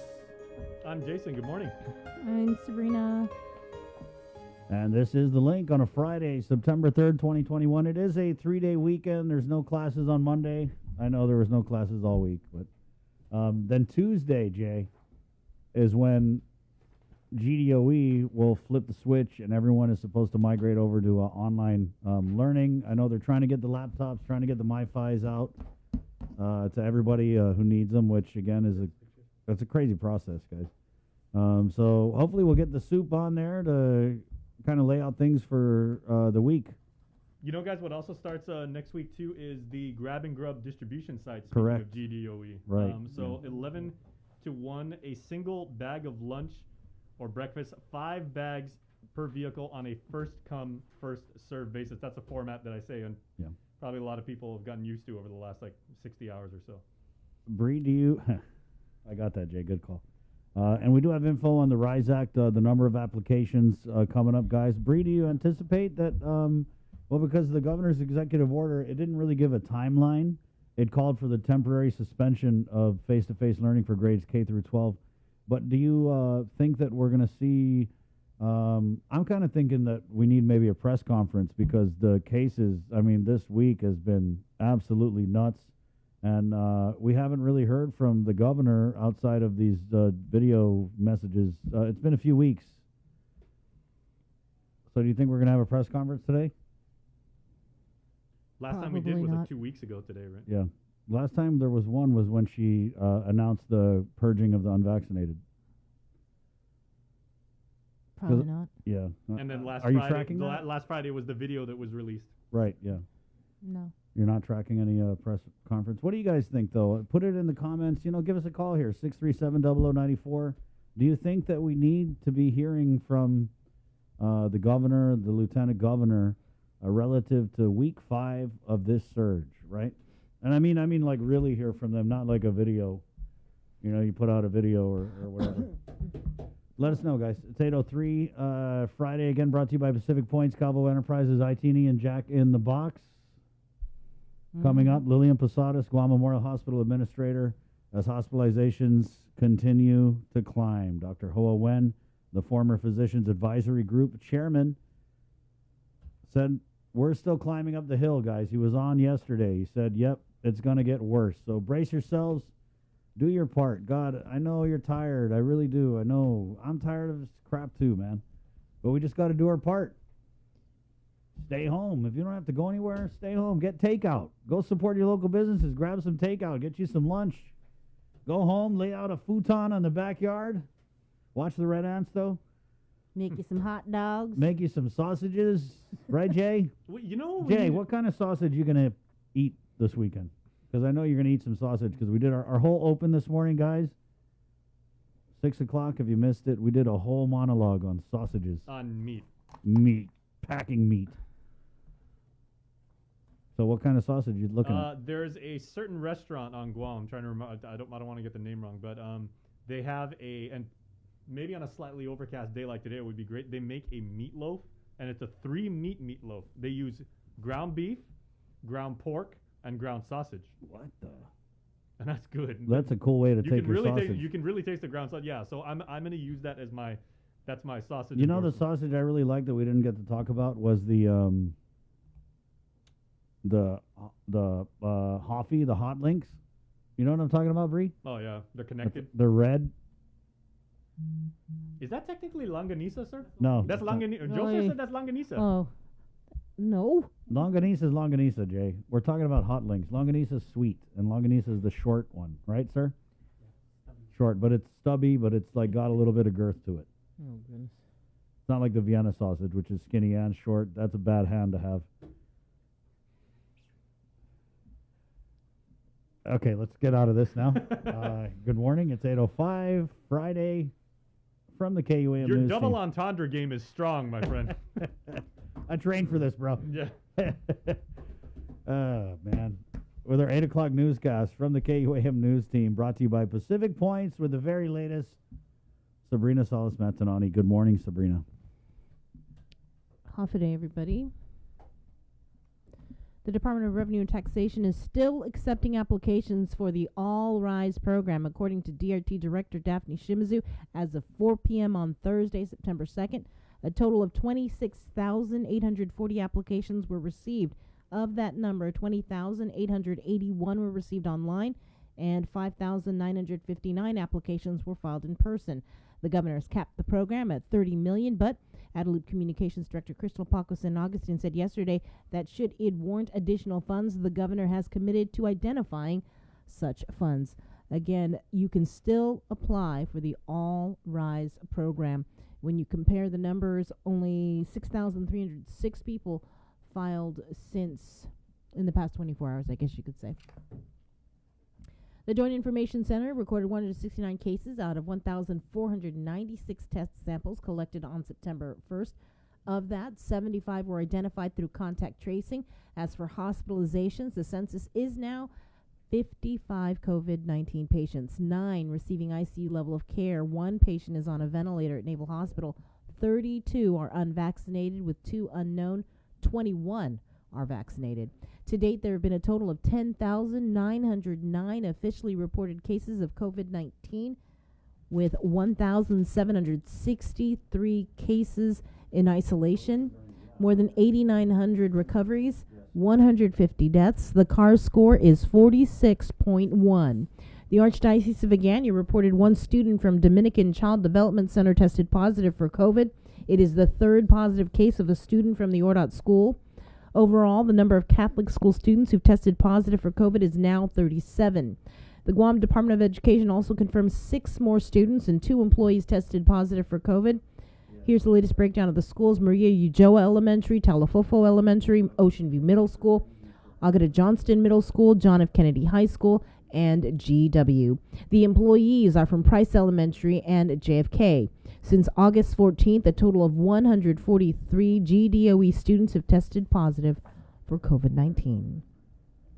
Also, in addition to the Micronesia Mall COVID vaccination clinic on Friday and Saturday this week, the University of Guam Fieldhouse will open on Saturday, September 4th from 11 a.m. to 6 p.m.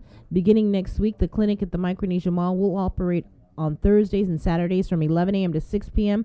The COVID Vax Clinic at UOG will operate Monday through Saturday from 11 a.m. to 6 p.m. Governor Lilian Guerrero named Dr. Nathaniel Berg as the new chairperson of her Physicians Advisory Group. She made the announcement during a meeting with the PAG last night. Dr. Berg is the chairperson of the Guam Board of Medical Examiners and medical director and CEO of Guam Radiology Consultants. He has 30 years of experience as a board-certified radiologist. Dr. Berg saying, quote, "I want to thank Governor Leon Guerrero and the PAG membership for their confidence in me. We remain committed to providing guidance to you and your team, especially as the decisions to protect our island's public health and safety become more and more difficult. I am up to the task, and we will fight this battle united. Dr. Berg replaces Dr. Hoa Nguyen, who resigned from the position more than a week ago. Dr. Nguyen stepped down because he disagreed with the governor's mandatory vaccination mandate for certain private businesses and a restriction of movement for unvaccinated residents. Dr. Nguyen told KUAM that it creates segregation and division and that he respects a person's right to choose. He said that the Delta variant does not care if you are vaccinated. It will attack anyone who lets their guard down. However, he does support vaccinations because it will help decrease hospitalizations. Dr. Nguyen also resigned because of political interference. Meanwhile, the Department of Public Health is scheduled to appear before the Guam legislature for an oversight hearing today at 2 o'clock this afternoon. Then at 4 o'clock, a public hearing will be held on two bills related to the public health emergency. Bill 180 is regarding citation and fines and mandatory vaccines. Bill 176 relating to vaccination and treatment during a declared state of public health emergency. Again, the public hearing on those bills is at 4 o'clock.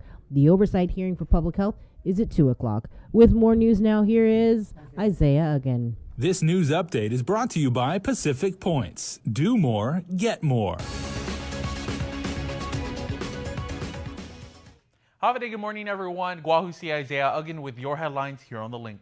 Two men are dead, a 21-year-old and a 25-year-old, after an early morning single car crash Thursday. Police say at 12:56 a.m., 911 received a call of a Toyota Echo slamming into a concrete utility pole on Route 4 by the Chalampagu Church. Medics from the Guam Fire Department transported the two male occupants to Naval Hospital with CPR in progress. The hospital's public affairs officer confirmed that both were later pronounced deceased. The crash investigation remains open as traffic investigators have yet to determine if speed, alcohol, or drugs were factors. This marks the island's 11th and 12th traffic-related fatalities this year. Guam's latest statistics still show Guam with double-digit unemployment, but it's a marked improvement from 6 months ago. In December of last year, we recorded a record high of nearly 20%. As of June of this year, a total of 8,150 people are still out of work. Here's a closer look at the numbers. The statistics are based on a Guam Department of Labor survey of about 124,000 residents aged 16 years or older. The latest quarterly results from June show overall unemployment is at 11.4%. The previous quarter in March, it was at 16.5%, or 12,660 persons completely unemployed. Female adults saw the biggest quarterly drop in unemployment at 7.8%, while male adults saw a decrease of 6.6%. The number of full-time workers decreased by 5% from March to June, from 55,230 to 52,330. Conversely, part-time workers increased by 1,940 persons. The March survey reported 8,800 part-time workers, while in June the survey reported 10,740. The statistics also reflect an increase in the number of persons considered not in the labor force. It increased by more than 5,500 people, from 47,140 in March to 52,650 in June. According to GDOL, those considered not in the labor force include civilians 16 years and over who do not classify as employed or unemployed. Persons doing only incidental unpaid family work less than 15 hours are also classified as not in the labor force. For more information, visit www.bls.guam.gov. Separately, because of the abrupt closure of face-to-face learning in the public and private schools, parents and guardians of school-aged children may be eligible for pandemic unemployment assistance for the last week of PUA. To qualify, you must have primary caregiving responsibility and be on an unpaid leave. Due to lack of childcare, the eligible work week is August 29th through September 4th. To help students in need of internet access, the Guam Department of Education has opened 9 additional community learning centers, which will begin operations next Wednesday. Here's more on this report. In anticipation of a large number of students not attending classes online because of no internet access, the Guam Department of Education has announced that they are opening 9 additional community learning centers, or CLCs, to prevent that from happening. GDOE Deputy Superintendent of Curriculum and Instruction Joe Sanchez says the CLCs will provide accommodation to students who need access to the internet. We actually added some additional schools Our intent really is to try to get all schools open, but we do have, because we also have the grab and go lunch distribution project, we're not able to have those sites at the same time, right? So there's kind of an overlap. So we have 30 schools that are going to be available as community learning centers. CLCs were designed to allow students to utilize laptops and access the internet during distance learning due to restrictions imposed by the COVID-19 pandemic. This after Governor Lou Leon Guerrero suspended face-to-face instruction for pre-kindergarten through the 12th grade through an executive order last Friday. There are 30 community learning centers that will open on Wednesday, September 7th. The first day, some 28,000 students will attend classes online for this school year. Sanchez says the CLCs will provide accommodation to students who may need access to the internet. All 30 CLC sites will operate from 7 a.m. to 4 p.m. The reason why we're opening it during the day is to accommodate students. So if they do wish to attend their virtual classes during that time, they can do so. Sanchez explains ways students can avail of the CLC services. Students, all they need to do is call the school, or there's an online link that has been provided that they can register for a particular time slot. Once they register at the school CLC will communicate with them and possibly set up a more consistent schedule for them to access the internet. There are 3 ways to register for the program: online, call in, or walk into your preferred school site. You can email Michelle Camacho at mmcamacho@gdoe.net or call 311 dial option 8 for more information. For the complete list of all CLC sites, head on over to KUAM.com. Department of Revenue Tax confirms the batch of tax refunds will be paid out this week. 1,345 error-free returns from 2020 filed on or before May 7, 2021, and prior years totaling a little over $3.2 million. DRT adds to check the status of your income tax refund by logging into your individual account at myguamtax.com and use the lookup status of your 1040 refund tool. That's it for now. We'll see you tonight for KUAM News Primetime. This news update is brought to you by Pacific Points. Do more, get more.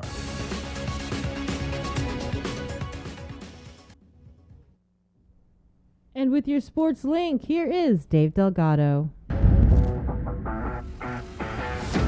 Sports Link brought to you each week by Pure Alkaline Water, Mariana's Irrigation and Landscape. Our men's national basketball team fell short in Game 2 of their FIBA Asia Cup qualifier against Chinese Taipei. Guam lost 85-77, ending their hopes of advancing in the tournament. Mark Johnson led Team Guam in scoring with 18 points, 2 rebounds, shooting 4 of 9 from the outside. Ty Wesley put up 16 points, 6 rebounds, and 3 assists. Takumi Simon added 15 points. Simon shot 50% from long range, hitting 5 of 10 from behind the line. Darren Hechanova finished the game with 4 points, but missed significant time on the floor after receiving stitches early in the game.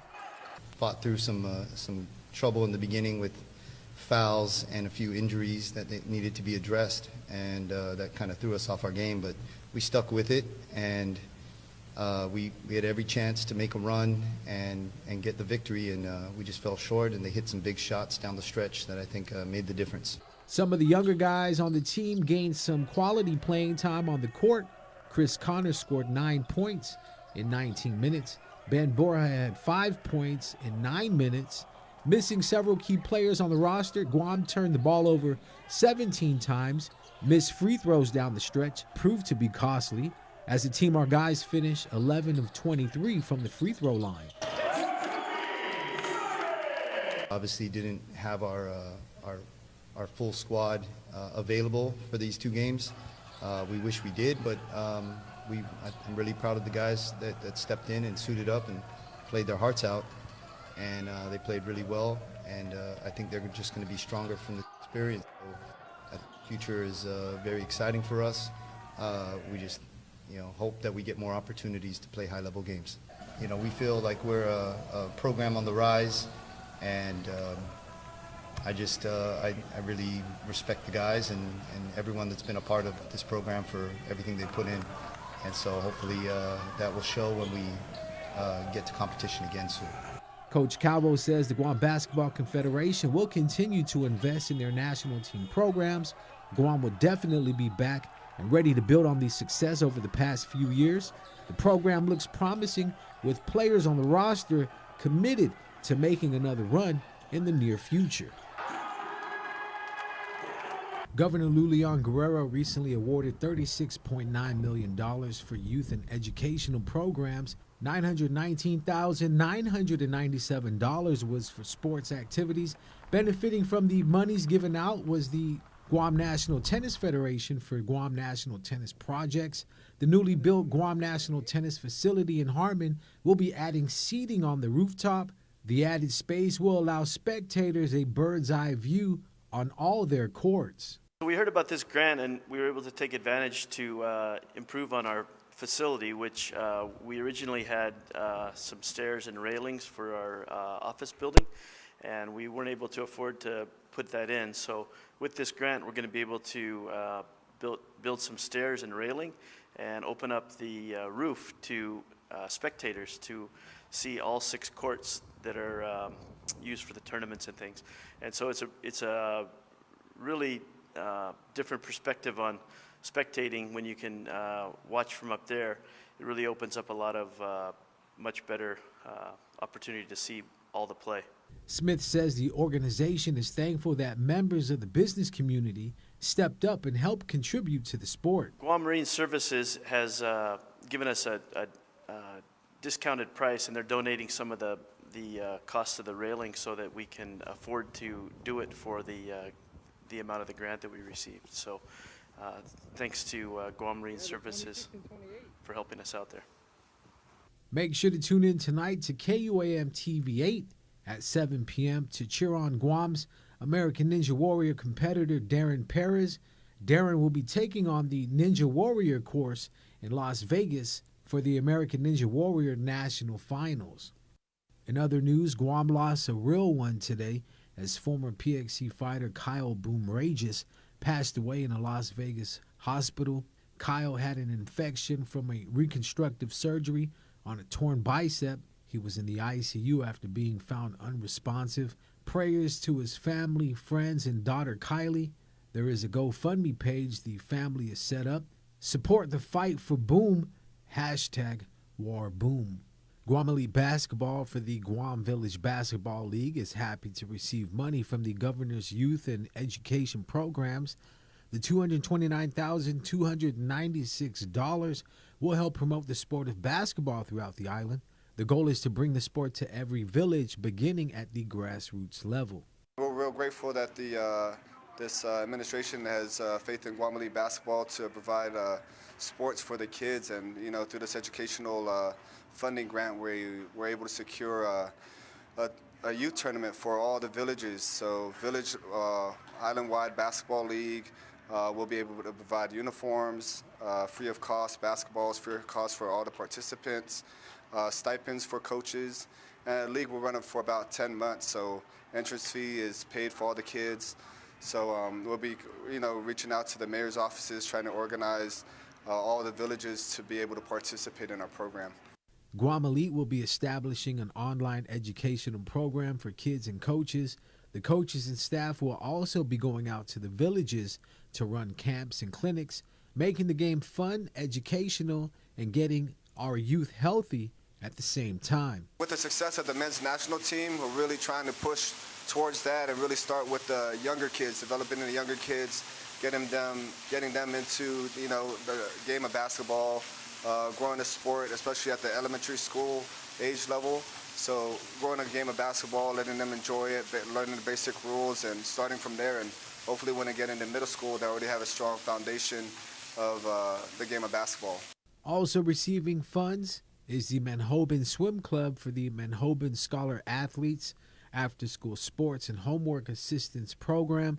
$65,000 was given to the organization to help with their sporting activities. It's going to be used for all of the Guam Swimming Federation swim teams, and we'll use the money to rent training facilities, education facilities, and then also to get tutors for our swimmers and our students. Flores is also part of the pool task force and says the administration has been helping the federation solve their pool needs. I'm so happy that the governor and lieutenant governor are giving us really solid support to try to fix the problems that we've had in the past. They're trying to get the Dado pool repaired. They're re-looking fixing the Agana pool, and they're trying to help us find the opportunity for a new Olympic-sized swimming pool. But we really, really appreciate the support for our swimmers from the governor and lieutenant governor. Due to the concerns over the recent increase of positive COVID cases, Special Olympics Guam has canceled their fall sports. Softball, badminton, and soccer will be put on hold until 2022. In a press release sent out, Special Olympics Guam is looking out for the health and safety of their athletes, volunteers, families, and sponsors. Most of them have underlying health conditions. And so the board got together and we discussed the issue. We started looking at the decline in the hundreds of positive cases. So a decision was made that we go ahead and we cancel the rest of the season. Special Olympics will be hosting a virtual badminton competition in the near future. Flores says he's hopeful they can add a soccer competition too. Even with no activity over the last 2 years, ITC has allowed us to stay there, continue to allow us to stay there, be able to operate out of there when we have, Zoom meetings, as well as virtual programs. That is our central headquarters. So thank you to them. Thank you to GTA. GTA continues to provide us communication to include internet. Dave, thank you to you, because I know every now and then you call me up and you ask me what's going on. Really appreciate that. And our athletes definitely appreciate that. Out of the $919,997 awarded to sports activities from the governor's youth and educational programs, the Guam Rugby Football Union for the Youth Sports Rugby Activity Program will receive $36,500. Because of the shutdown and us being a contact sport, a lot of our rugby athletes, especially the sort of high school guys, missed a complete season. And because they did that, we sort of had this idea of like, well, why don't we try to put together some sort of like you've seen the punt, pass, kick competitions for, American style football. Do something like that as socially distanced, run drills and stuff, get everybody out there. So the funding is going to allow us to put a series of these camps on throughout the island in different locations and different fields for different age groups, different skill levels, with the idea of trying to keep our rugby skills alive, even in the age of COVID, trying to do it because we didn't have these competitions. So we're hoping that we can get that going, COVID restrictions, dealt with appropriately and all that in the coming months. Sports Link brought to you each week by Pure Alkaline Water, Mariana's Irrigation and Landscape. All right, Sports Link brought to you in part by Mariana's Irrigation and Landscape, your Shindawa and Echo Superstore, offering everyday low prices on bush cutters, chainsaws, power washers, generators, and more. Also offering maintenance and repair services. Visit Mariana's Irrigation and Landscape in Barrigada along Army Drive between Submarina and Besta Market, right next to Bemyor. Call 735-7446 for more info. Now shipping to surrounding islands. Thank you for these signposts. Right. Everybody knows where Ben Yor Market is. Everyone's like, yeah, now I know where I can get the good stuff. Right, yeah. Get you some crabs while you're there. There you go. Well, let's go ahead and bring in Senor Pedro Anderson, Tatao Santarita Sumai, for today's Chamorro News Update. Buenas tardes de Getsunto Gifino Chamorro ni KUAM News. Presenta ni Familia Mito gi First Hawaiian Bank. Buenas and update is the following news. The Highway Patrol Division gi Departamento Polizei mabistitiga i aksidente tofta na ogan ni Pinino 2 na lahi di oran 12:56 Huwebes na ogan. RCB i oficina 911 na Guaha Careta tumot pisamento na ligin telefon di ifyun i gumadzus gi za talan pogo. I dos na lahi man makoni gati gi i Naval Hospital ni i Guam Fire Department. I lignya official Naval Hospital na confirma na i dos na lahi di Fumatinas ni aksidente niya. Mabistitiga isti na aksidente ni Oficina Polisia Traffic Investigator. Trabia di matungo ko tsadik sinigonya dos opod kumimin tsagi i bineno na abot sida to isti i dos na aksidente. Pues talo 8 na news, maanunsya talo na imina 150 namatay ni tinatsi na po birong chetnut COVID-19. Matkonfirma gini ni GIC na 60 matay gi Guam Regional Medical Center.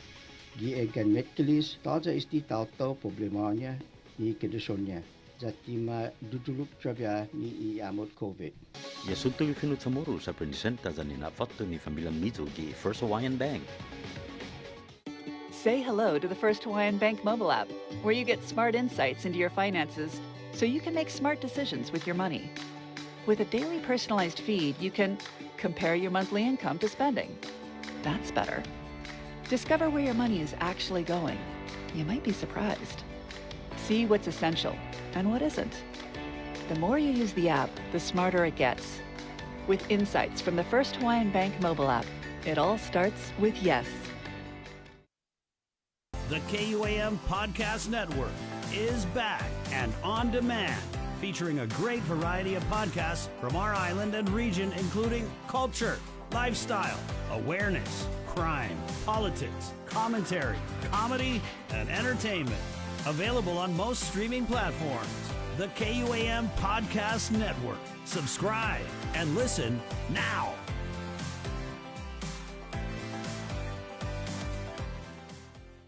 KUAM TV has been on the air for 65 years. 65 years of growing, changing, and adapting to the needs of our local community. 65 years of making you smile, laugh, and cheer, and being there for you in times of tears and heartbreak, and learning to heal together. We've kept you on the edge of your seats, been a trusted source for you to turn to, weathered many storms together, and celebrated life's big moments. And now at 65, we celebrate all the firsts we brought you over the years, and all the firsts that lie ahead as our world changes. KUAM TV, celebrating 65 years of firsts on Guam.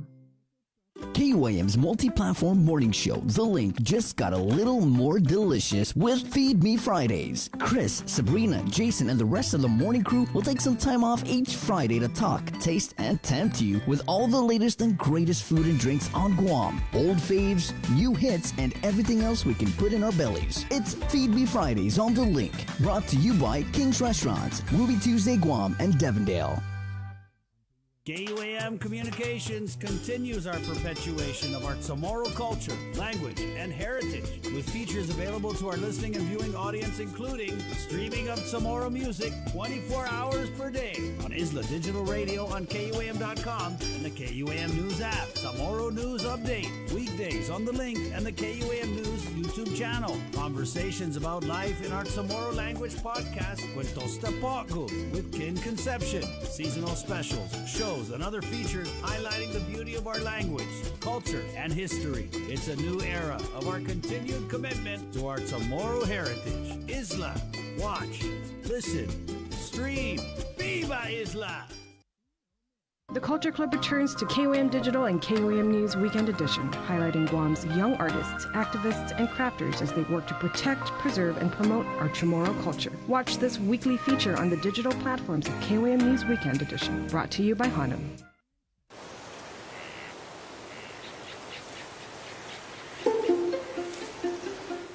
Guam was once home to over 12 native species of forest birds, each with their own unique sound, color, and role to play in our ecosystem. However, the arrival of the brown tree snake has threatened their existence. Today, only 3 of these species still exist in the wild. But what was once lost can be restored. Join the Department of Agriculture's efforts to restore our ecosystem. It is only through partnerships with various organizations and the community that we can give our native birds a future.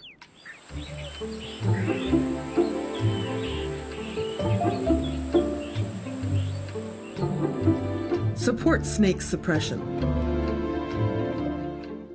The relationship between Guam and Manila, Philippines is undeniable as we share similar cultural traditions, history, and heritage, with generations of Filipinos calling Guam home. KUAM presents a monthly look at the capital city featuring in-depth and engaging interviews on everything from medical tourism to new business and government leaders. Veteran newscaster Nestor Lecanto delivers Beyond Our Borders. This special program is brought to you by KFC and the Medical City, where patients are partners. GU Self-Storage, conveniently located near the Harmon McDonald's, offers fully covered loading and unloading area with individual pin-coded gate and door access. Call us today at 648-7867 for more information. Do you feel like you're missing out on something? Make life more rewarding with Pacific Points. Earn and redeem points for bill rebates and free load at IT&E, discounts on fuel at Shell, vouchers at Foodies, and United Mileage Plus miles. You can even pay with Pacific Points at IT&E, Shell, and Foodies. Pacific Points. Do more, get more. This season, KUAM Communications is ready to go with more games, more championships, and more sports specials guaranteed to bring out the fan in you. Don't miss a minute of gameplay from NBC on KUAM TV8 or from CBS on KUAM TV11. We're bringing you all the action and excitement brought to you locally by Michelob Ultra, the superior light beer, Mariana's Irrigation and Landscape, and Docomo Pacific.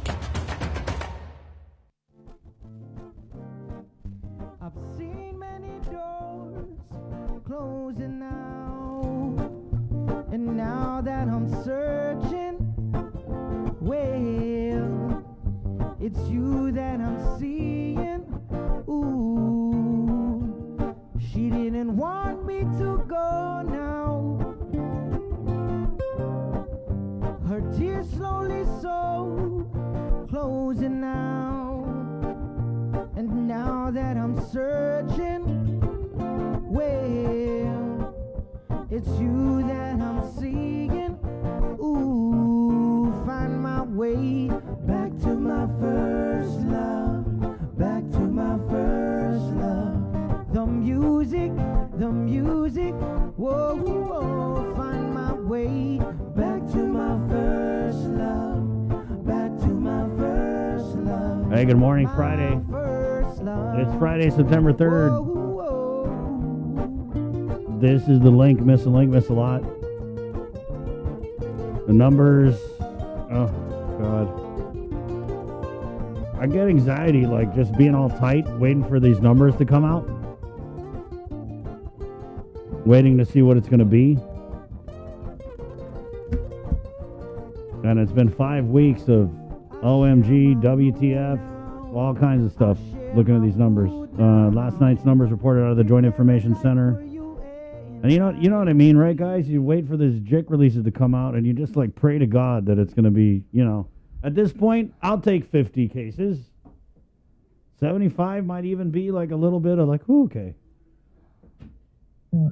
But no, that's not. It's 160 some, right? 169 reported last night, Lillian, and the hospitalizations jumping quite a bit to 55 hospitalized. And this is between GMH and GRMC.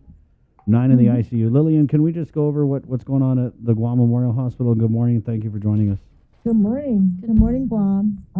Right now, this morning, we have 26 in the house. Yesterday, we had 25, but we also had like about up to as high as, I think, 15 new cases in the emergency room, waiting and being seen and being treated. 7 of them were in the Blue Met tent.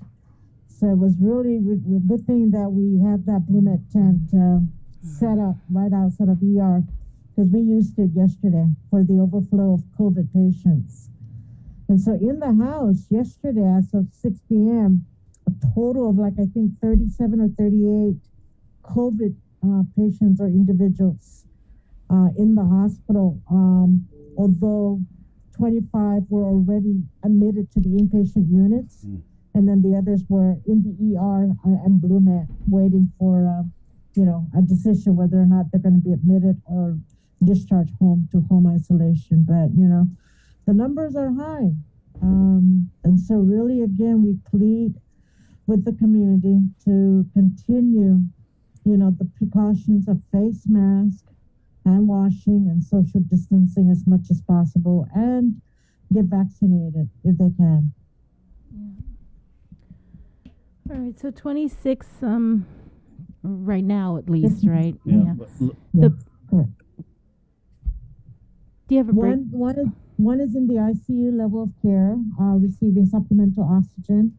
15 of those 26 are in the telemetry unit, needing constant cardiac monitoring. And then 8 of them are pretty stable, and so they are now in the medical surgical unit. Hopefully that they can then be released home. And then 2 of them are in the pediatrics unit, one under 1 year of age, and the other is under 12 years of age. So we have a couple pediatric COVID admissions. We do. And yesterday there was also another child who was under 1 year, 1 years old, in the emergency room. Fortunately, the child, the symptoms, fever and oxygenation level though was still pretty good, and so did not need supplemental oxygen. So because of that and the condition of the child was fairly stable, the doctors released the child to home isolation with the family. Lillian, are these children who are presenting up at the hospital, are their parents coming in positive for the virus? The one child who is under 1 year of age in the house, both parents are, yes, they have the COVID infection, and they are both unvaccinated. What are the parents feeling, Lillian, when you guys talk to them? Because I can't even imagine.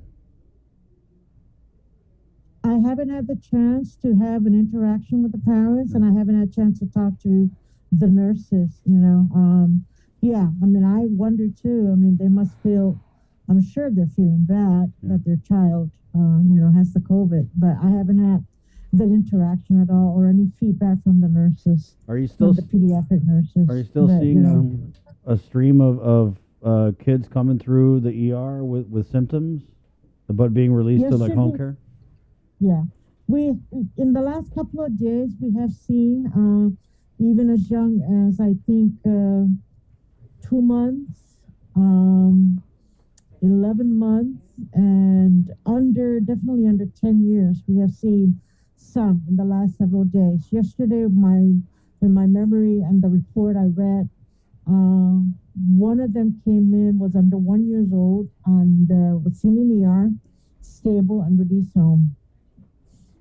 But that's the concern, is, again, the children coming in infected with COVID.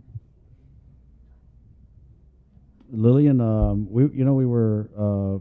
What have you heard from GRMC? Right, because they have a PIO, but I think she's on leave, so it's been very hard for us to get information out of GRMC. But I'm pretty sure that you guys have discussions, because if you just kind of half the rest of the numbers between GRMC and then we know what's going on at Naval Hospital, it kind of looks like just based on the math that GRMC has a significant amount of COVID patients, even in the ICU. My last conversation with the nursing director a couple of days ago, they also had like 20, if not 20, then 22 individuals with COVID. We didn't go into details as far as what their conditions were, but their numbers are also in the 20s. Yeah, as of last night, there were 27 at GRMC. Oh, wow. See, we're basically the same, trailing the same numbers. I mean, here and GRMC.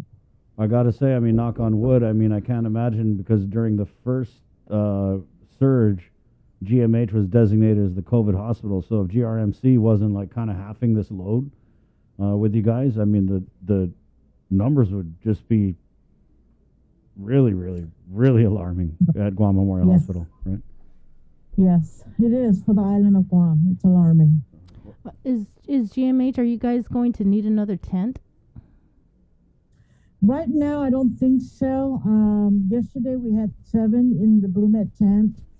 There's this morning, it's kind of cleared out the Blue Med tent. So, on a daily basis, we do monitor it, maybe even 4 times a day. We keep track what's going on. And if we do need, then we will submit a request, a DLAN ticket. But, to find a place for it, we're going to need to really strategize it, where we will put the second tent if we need it. Last year, we talked about putting it right outside of the where the doctor's parking lot is. And so that may be the option that we will go to if we need to put up a second tent. We're hoping that we don't have to, but if we do need to, then that's where we will put it. We have to we will maximize though what we have already established, like the COVID care 2 unit, which is right outside, right in between ER and ICU. That was the special services clinic, but we converted that to a COVID care 2 unit, which is an ICU, an additional ICU, 4-bed ICU unit. And then we also have on the 4th floor, we call it the care 3. So we want to make sure we maximize all the rooms that we've got, all the beds that we've got in the physical structure before we pull the trigger to say, okay, we need that second Blue Med tent.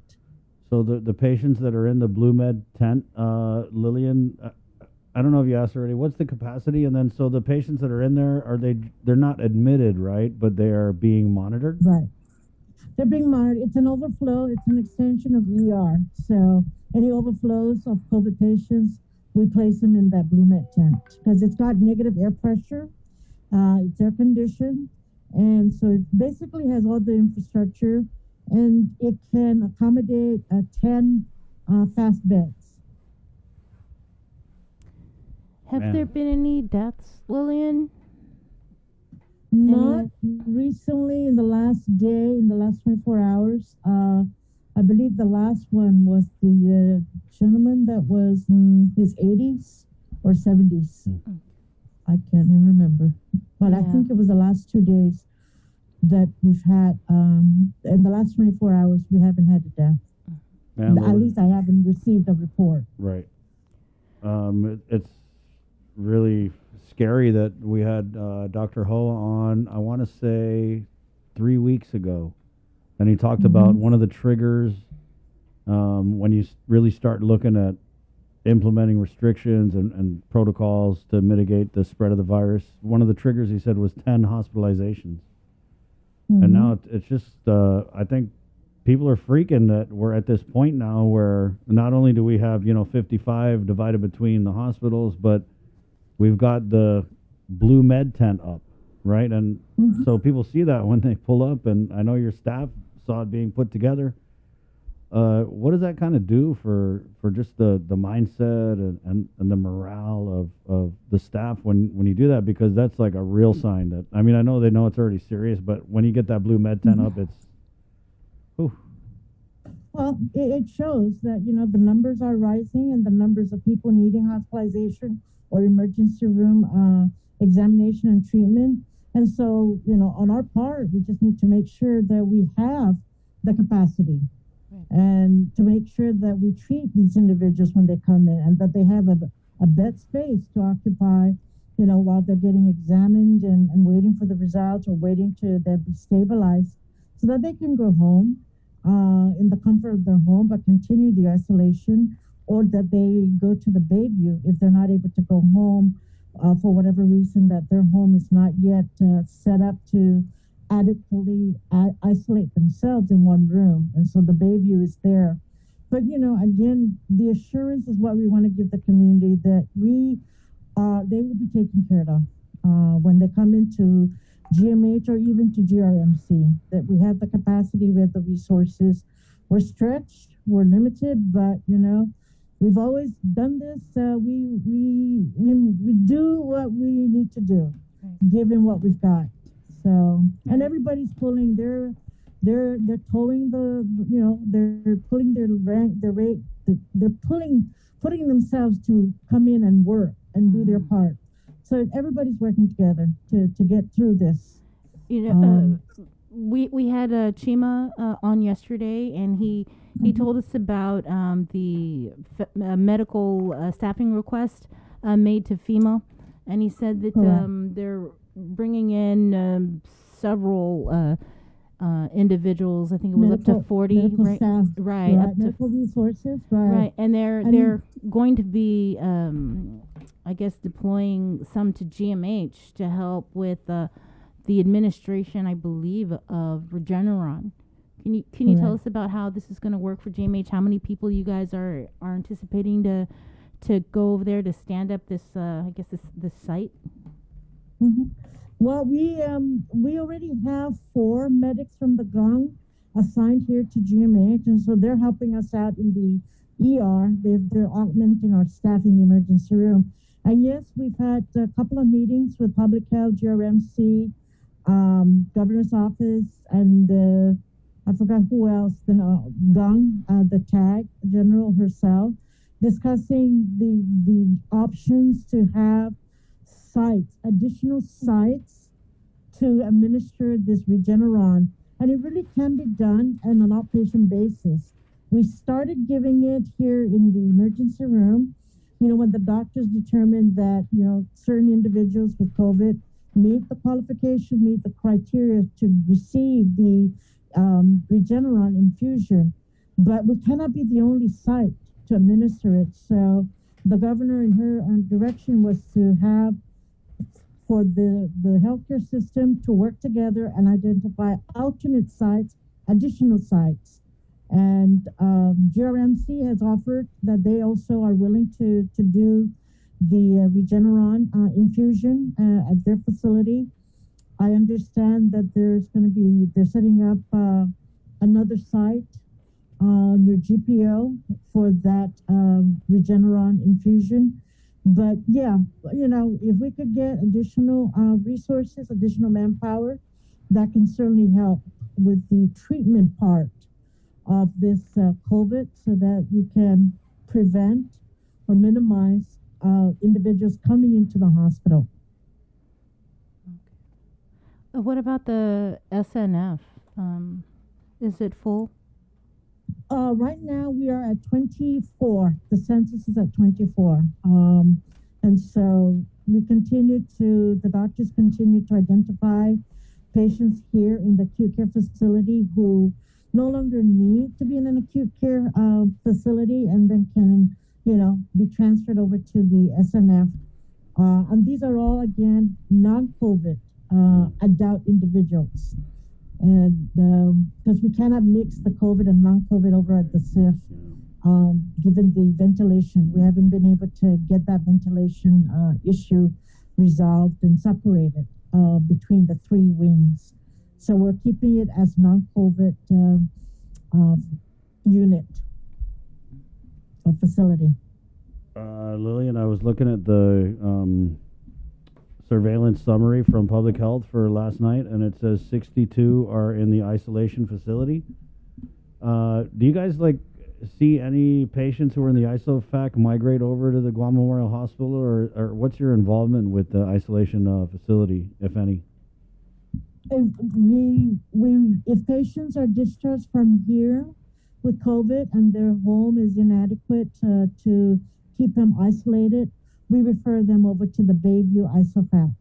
Not a whole lot, but at least we have that option for these individuals that if they can't go home to continue the isolation process, then we refer them over to the Bayview ISOFAC. Or not a whole That's our lot. relationship That's with them. 62 people, right? That kind of seems like that's a pretty big number. So some of them It is. discharged from GMH, inadequate home setting for isolation. They go over to the ISOFAC. Is that all 62 or? No, the ISOFAC, I believe also from Public Health themselves, Right. when they identify individuals who are positive and they contact the individuals and the individuals say, well, I really can't continue. I can't isolate myself here in my home. So then Public Health gets them over to the Bayview ISOFAC.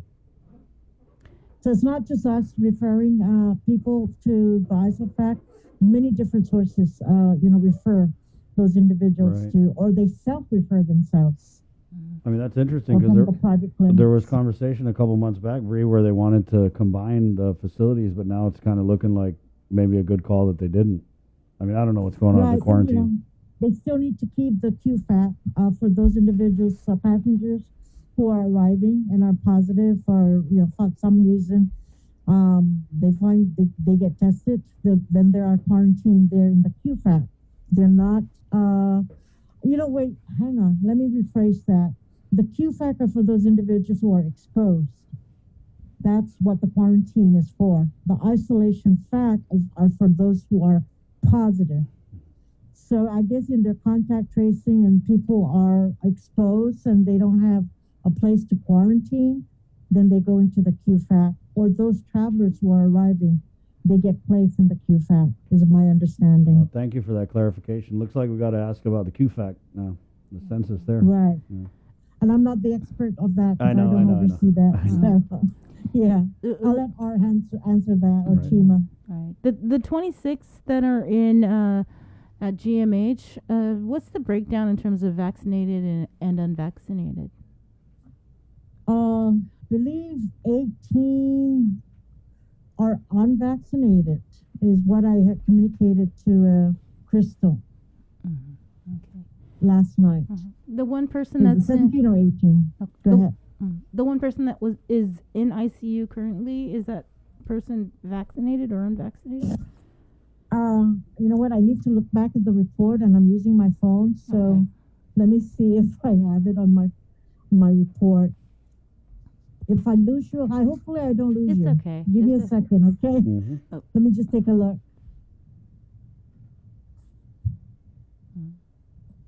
We're on with Lillian Posadas, the hospital administrator. And she's painting a very grim picture of the goings-on at the Guam Memorial Hospital as they're at capacity, and they had to set up the Blue Med tent, which is handling spillover patients, and they're seeing a lot of sick kids with COVID cycling through the emergency room. They do have several pediatric admissions, guys, so pretty serious. Again, stay home. Remember, a lot of our children are unvaccinated, and if you're unvaccinated, you get the COVID, there's a higher chance that you could experience severe symptoms or even hospitalization. So really important to just protect the kids, guys. Limit your movement. I mean, I would say everybody just kind of limit your movement. I know it's a 3-day weekend. There are those gathering limits in place as per the governor's executive order. 10 vaccinated indoors and 25 vaccinated outdoors. Right. But just because that's kind of like the bar, I feel like it's a little high, honestly. Doesn't mean you have to go and gather, 10 and 25. And I know it's tempting with a 3-day weekend, but remember last year during the surge, they would always say whenever there was a holiday that they kind of watch and look at the case count because people tend to gather, right? So that's why I'm saying don't, please, guys. Yeah. Just hold off on the celebration till next year, or till we really get out of this. But yeah, I mean, we're human beings, and we're social human beings. We like to gather, and we like to get together. But in the meantime, we just had to kind of sacrifice that gathering until later on when things kind of hopefully calm down. But the two individuals who are in the ICU, one of them is still in the ICU level of care. The other one has been, now telemetry level, but physically still in the ICU. They will move that individual out of the ICU to a telemetry bed. Both of them are not vaccinated. Lillian, we had a comment here, and also I want to ask because I know a lot of people who had COVID and have caught it again, right? So are you seeing people getting reinfected with the virus at the hospital level? We have seen some who, upon discharge, they are COVID free. Their symptoms and plus their test results come back negative. They go back home, or however they get exposed and they get reinfected. Yes, we see some of that. Right, because so is it a big number of people? Not a huge number, but again, it is happening. the reinfection. I wanted to ask about the children. Do you guys have to make like special spaces for the kids, so where they're not like they're separated from the adults, or you just kind of put them everyone together? I just wasn't they're sure. separated from the adults. They are put in the pediatrics unit. Okay.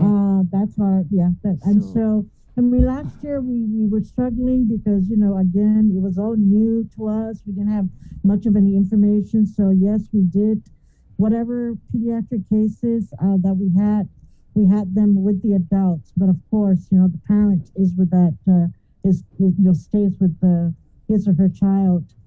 But now that we have more empirical experience and scientific information, we have more PPEs, our staff are trained, and they feel more comfortable and more knowledgeable.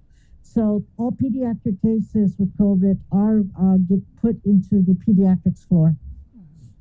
And because you're seeing an increase in children getting sick, do you guys have like the space in case we start to see more children getting hospitalized? Beds? The pediatrics, we do have it's an 11 bed, and we haven't really been struggling with getting more pediatric patients in that unit. Fortunately, the ones that come in through the emergency room are fairly stable. Their oxygenation level is pretty good, and so they get to be released home. So we haven't had the need for more pediatric beds. And so, but the trigger point is if we start filling up to 10 pediatric patients with COVID in the fourth floor, then definitely we're going to need to find options to place these patients, pediatric patients. Lillian, what's the policy for pediatric admissions relative to parents or legal guardians being able to accompany? To stay with their child? Yeah, if it's COVID. One parent is allowed. One parent is allowed. What was the question? I'm sorry, I didn't hear. So if the kids are COVID positive and they're admitted, one parent gets to accompany the child? With or without COVID, we still allow a parent to be with the child. Yes. That's great. Well, thanks, Lillian. Yeah, you got any good news in there? Yeah. Okay. Tell us a joke or something. I know, right? Well, we have to have humor. We got to have humor in the midst of all this, because that's how we can cope with it. That's how we can get through this and have hope. Amen. There is hope. Knock, knock. Yes. Take care. Right on. All right. Thank you. Thank for the you. time. All right. Oh, man.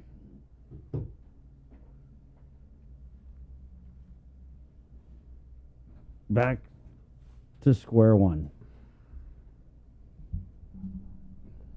I don't know. I feel like it's almost, other than the deaths. Remember last year in the surge, we were just seeing the deaths. I mean, God, knock on wood, but it definitely, we're at a point where, you just heard the hospital administrator, they're at capacity, spilling over. Sick kids going to the ER. We have pediatric admissions. Guys, I don't know what else to tell you. I know that we're not really hearing much out of our highest elected officials, but it's really on us, guys, because I don't know what they got going on, but it's really on us to do what we have to do. And you know what works.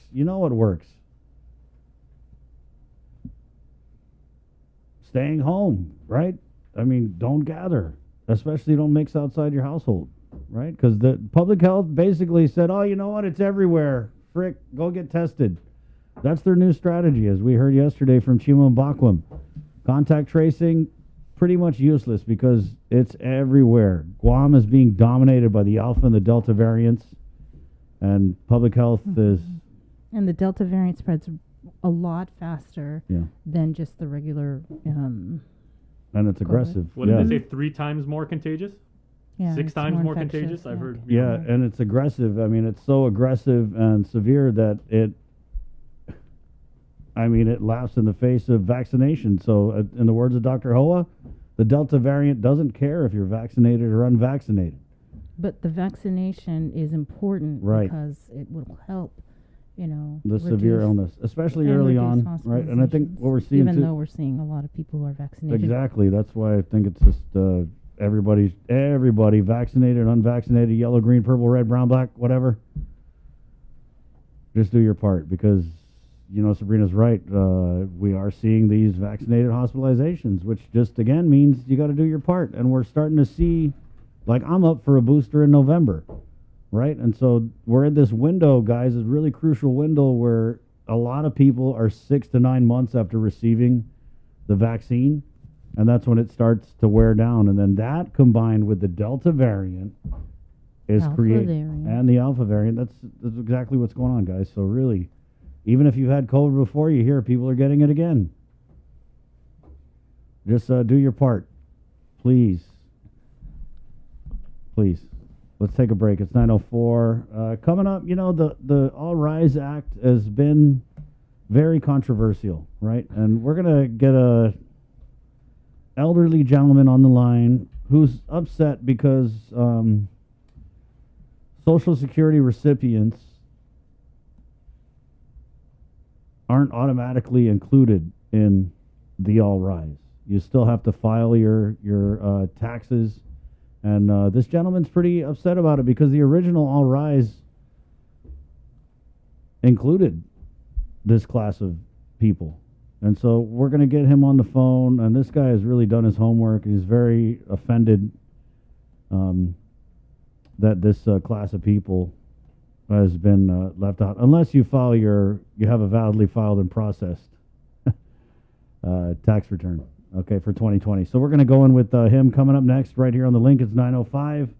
Good morning. Get yourself all caught up with the week's games, scores, and highlights with the KUAM Sports Weekend Roundup on KUAM News Weekend Edition. It's all inclusive, all the fun and all the action wrapped up in the perfect presentation. Relive the moments on the KUAM Sports Weekend Roundup, brought to you by Gatorade. Greatness starts with G.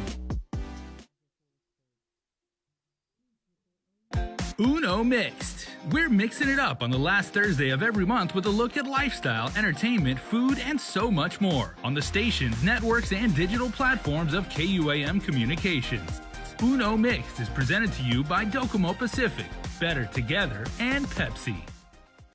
See what's on TV tonight with schedules, network news and notes, local promotions and giveaways on KUAM Communications social media pages. Like and follow us on Facebook or Instagram now for all the latest and never miss out.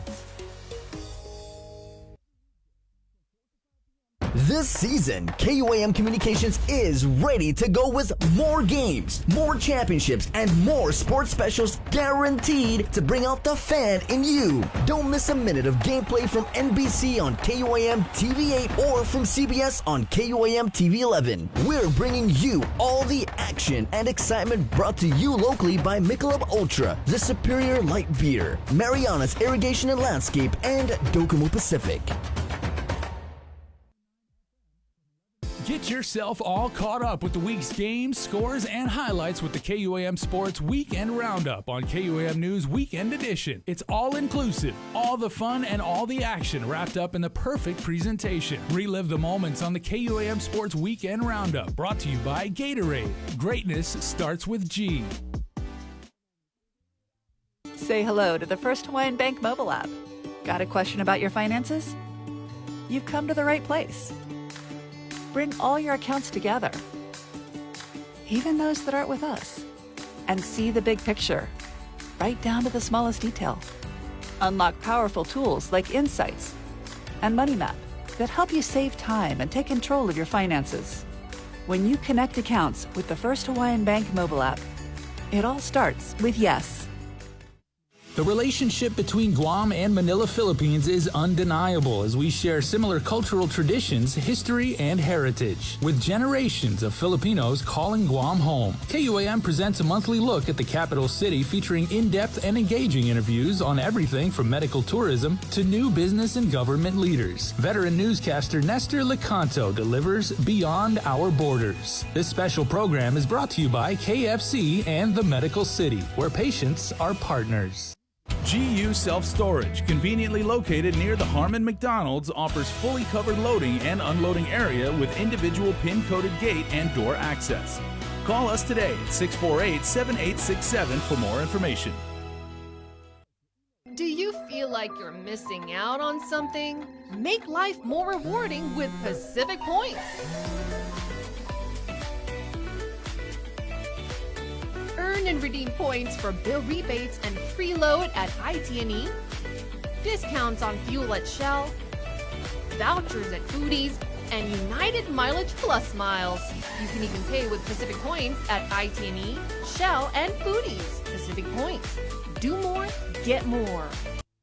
The world of television is more exciting than ever. Don't miss a minute of special presentations from NBC on KUAM TV 8 or from CBS on KUAM TV 11. Every month, we'll bring you the fun and excitement of award shows and red carpet moments, special series presentation, and other great network programs. Brought to you locally by King's Restaurant, Ruby Tuesday Guam, Bud Light Seltzer, and Docomo Pacific, giving you more reasons to tune in and turn on. Fall in love with TV again with the best from KUAM Communications.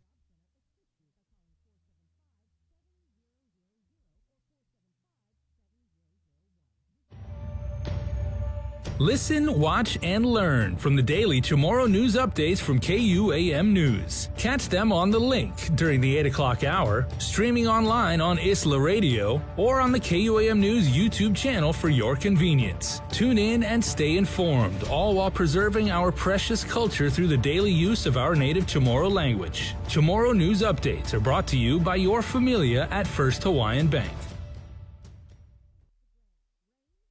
Looking for TV schedules, upcoming sports, or special presentations, or what you may have missed over the busy week you had? Well, look no further than KOAM Digital Digest. This weekly emailed newsletter puts all kinds of information in the hands of subscribers each and every week. Just subscribe and we will make sure you keep up with your favorites and stay informed and entertained throughout it all. Go to KOAM.com, click on the newsletter tab, give us your email address, and you are all set.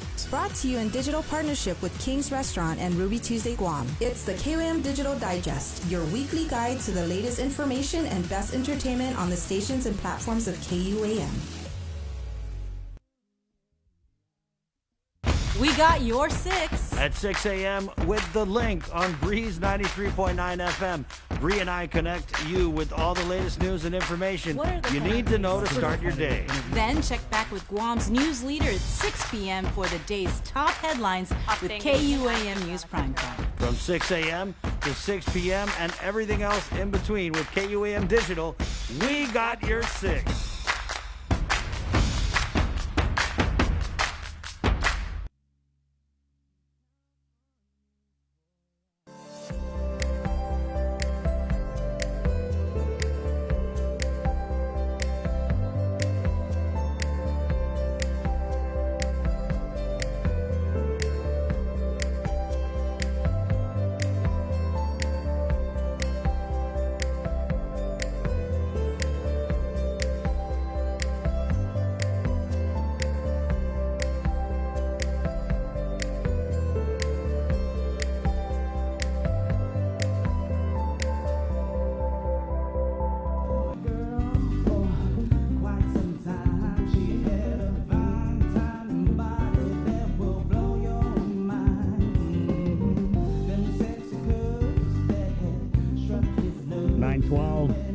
Facebook Live. Good morning, KUAM TV. My name's Chris. Sabrina Salas-Manzanani is recapping our coronavirus numbers from last night's Joint Information Center release.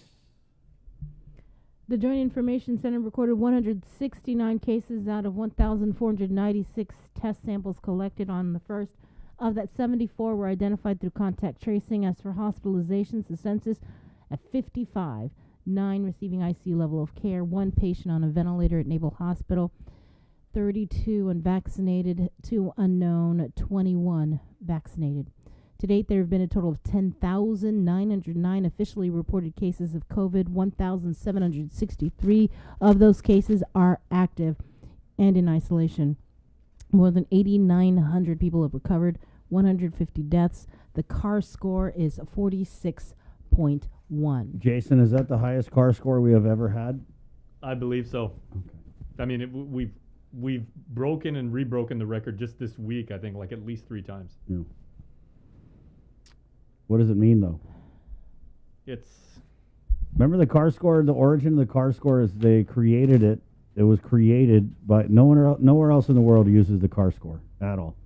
It was created by Dr. Cabrera, and they basically used it as a metric to ease restrictions. Remember, it was like 30, and then they came out with this whole campaign, Strive for 5, and then we had to do like jump through all these little hoops and stuff, and then it brought the car score down. And then remember, the gov was like, if you guys get the car score down to 5, I'm going to let you guys celebrate Christmas and the holidays. I mean, by design, it's an index. Yeah. That's supposed to measure like the relative performance and hopefully like Right. accurately. So it's not like reflect it's not like a metric that triggers anything, is what you're saying. Right. Yeah. Okay. 914. All rise applications. The Department of Rev and Tax still being accepted. We do have a tally from the director. Right. So online. This is as of yesterday at 4:00 in the afternoon. The number of people that filed online, 20,881. The number of people that filed manually, 5,959. So total applicants and applications that have been received at 26,840. Right. And now let's go to the phones where we have, again, like I told you guys, an elderly gentleman who definitely has some issues with not just the All Rise. The All Rise and how it departed from the original Rise Act law. Sir, thank you for joining us. Good morning. Welcome to the link. Good morning, Chris, Sabrina, and Jason. Good morning. Thank you for the opportunity to share my concerns in regards to the All Rise Act or program. Okay, I'm going to do a timeline to illustrate my point. Okay, first we all know that the RISE program emanated from the Guam legislature. After it was approved by the legislator, it was transmitted to the governor's office for her signature, and we know that the governor did not take any action and allowed it to become law after 40 days. Okay, and then and so it became law sometime in January, but then there is like a pause between January to May. Okay, apparently awaiting for the guidelines from the U.S. Department of Treasury. And on May 10, the Department of the Treasury published the interim rules on the use of the ARP money. And here is the interim rule. It says, whereas the interim rule provides that ARP funds are eligible for use to provide assistance to households or populations facing negative economic impacts due to COVID-19. Notice that it did not have any cap or limit in terms of the amount of money that can be used for this purpose. There's no cap or limit. Just say that you can use the ARP money to provide assistance to individuals in your community. Because of this published interim rule, the governor issued Executive Order 2021-11 on May 25, 2021, and we know that it became an All Rise Act and expanded the original Rise Act and included not only private sector employees, but also GovGuam employees, federal employees, and retirees. So this was May 25 when the governor issued 2021-11, and in her televised announcement that was aired on YouTube for the implementation of the EO 2021-11, the governor made special mention of the Manamco and their need for this money because, they said the Manamco needs to buy medication that they can store so they don't have to be going to the pharmacy every month to buy the medication. Maybe to buy vitamins and other sanitary products that normally they would not buy, like alcohol and soap, bacterial soap, and so on and so forth. So she especially mentioned the Manamco needing this money for their expenses. Then there is another pause, between May and July. And on July 6, 2021, DRT finally issued guidelines, to implement EO 2021-11. And I'm going to read, from the published guidelines, which was again issued July 6, and this is the highlight: eligibility requirements. Individual, number one, those who filed Guam Form 1040 individual income tax return for the year 2020, alternate 2019 tax year, or received a Form SSA, meaning Social Security 1099, or Form RRB 1099 for Social Security or Railroad Retirement Benefits for calendar year 2020, and are not required to file a Guam income tax return for tax years 2020 or 2019.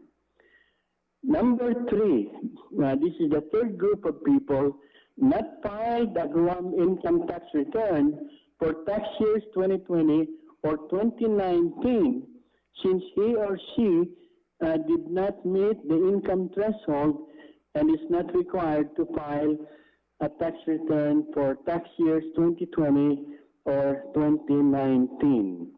That's very clear. These are the three groups of people that were identified to be eligible for the benefit from the All Rights Act. Then, hold on. It gets better, unfortunately, but it gets worse for you. I know. then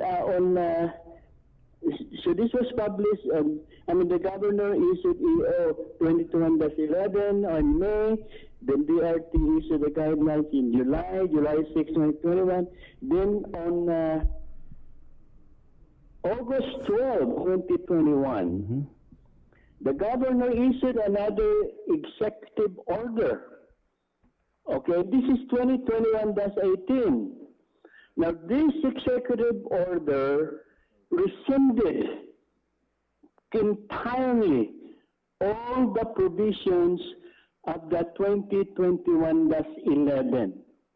So all the provisions in the 2020-11 were declared null and void. They no longer have any force because this one is the new provisions for the RISE program. And here is the highlight, that this is the major provision, and this is really the thing that shocked me. This is the major provision that includes the following eligibility requirements. Individuals must have a validly filed and processed Guam income tax return for tax year 2020 with adjusted gross income of no more than $40,000 in the case of individual return, or no more than $80,000 in the case of a joint return. What did this EO do? It removed us, the Social Security beneficiaries. We're no longer in the picture. Because in the EO 2020-11, it mentioned there, that we do receive the 1099, but we normally don't file income tax return because we are not required to do so. We go to DRT to file an income tax return, and we are being told, no, you don't need to file because you do not meet the income threshold, and you're not going to get any refund anyway. So we have not been filing. So we're now out of the loop because of this EO 2020-18. And ironically, let me read you a statement, okay, that accompanied this Executive Order 2020-18. Please do. Whereas in an effort to implement an efficient program to get the most economically vulnerable members of our community the help they need as soon as possible. Who are the most economically vulnerable members of our community?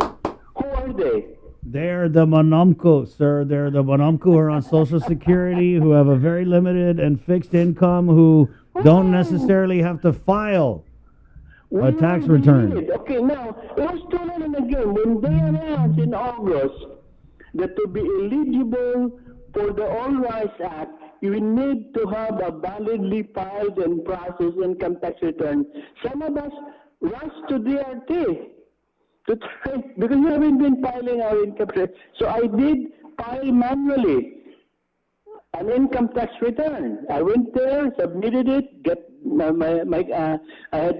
submitted 2 copies, got stamped, and this is what the person at DRT told me after I submitted my income tax return. They said, well, we are now just processing returns that were submitted in May.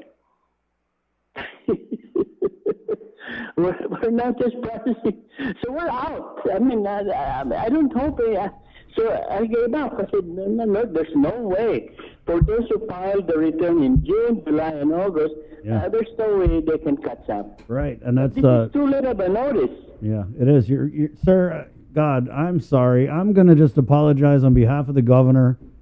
And you laid out this timeline, and it really shows just how much flip-flopping and indecisiveness there is coming from AdLoop. And at the end of the day, the most unfortunate thing is they don't understand that these decisions that they make or don't make or can't make affect people like you. Absolutely. But here, Chris, here it is. Why the change all of a sudden? Why the change? Why all of a sudden we got removed from the eligibility, from being eligible? I don't understand that. Why were we removed? The Social Security pensioners with very limited income, and then the third group of people mentioned in 2020-21-11, those who have either no income or very little income, and therefore do not file any income. They were removed also. They were deleted. Yeah. Why? I don't know. I don't know either, sir. I don't know either. But they know that government employees, federal employees, because they receive regular salaries, had filed their income tax return on or before the deadline of April 15. So they're safe. Yeah, they are. You're right. They're very safe, sir. What did you make of? I'm glad you're able to find humor in all of this, but what did you make of the government? So that's why they said those who have validly filed and processed. So these are the income earners. These are people who have income. Yeah. Can we consider them as economically vulnerable? So what did you make of that when the governor included her government and Guam employees? I don't want to make any... No, please do. Just speak it. You've come this far. Yeah, might as well. Tell us what you really think now. I'm just laying down the facts. We were negatively impacted. Yeah, you were. We were negatively impacted. We thought, the 2021-11 EO raised our hopes We were happy. Oh, so we are included. We're going to get the $800. And you were going to get it without having to file anything, right? Without having to file anything, because they already know that we're not required to file a return. We were already thinking about what to do with the $800. Maybe, well, of course, medication, vitamins, blah, blah, blah.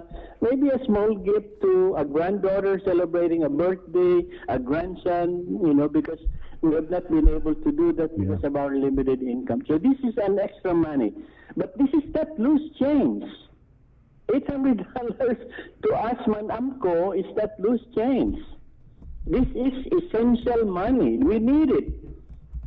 I totally agree, and I'm heartbroken, sir. I'm heartbroken that they didn't make this. And it almost seems like with this validly processed and filed 2020 return that it just really cut out a lot of people, and it created a mad rush. You went to go and you did your part. You did your part, but Gov Guam is like, oh, man, we're still processing returns from months back. Sorry. Yeah, that's too late in the game. When they announce, okay, and here it is, Chris, huh?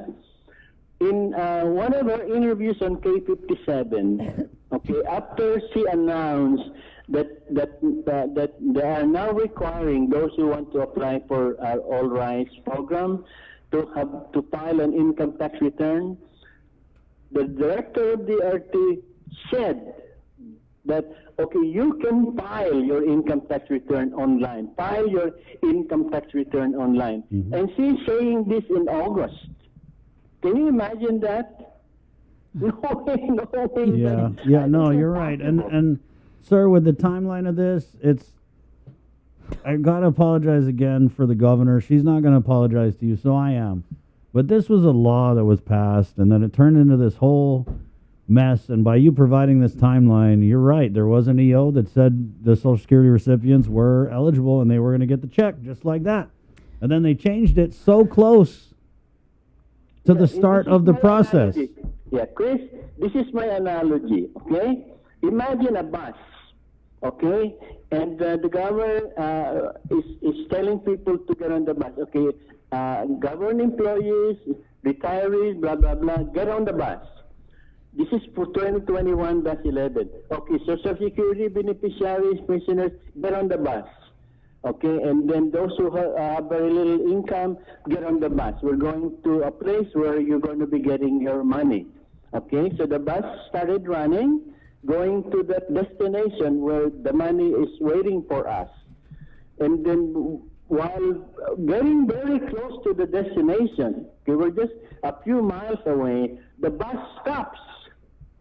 Okay, it stops. And then somebody made an announcement. Anyone here who is receiving Social Security benefits, please get off the bus. Come on. Anyone here who does not have any, has very little income, low income, get off the bus. So we were left on the side of the street, scratching our head. I said, what happened? Why are we asked? Why did they ask us to leave the bus? What happened here?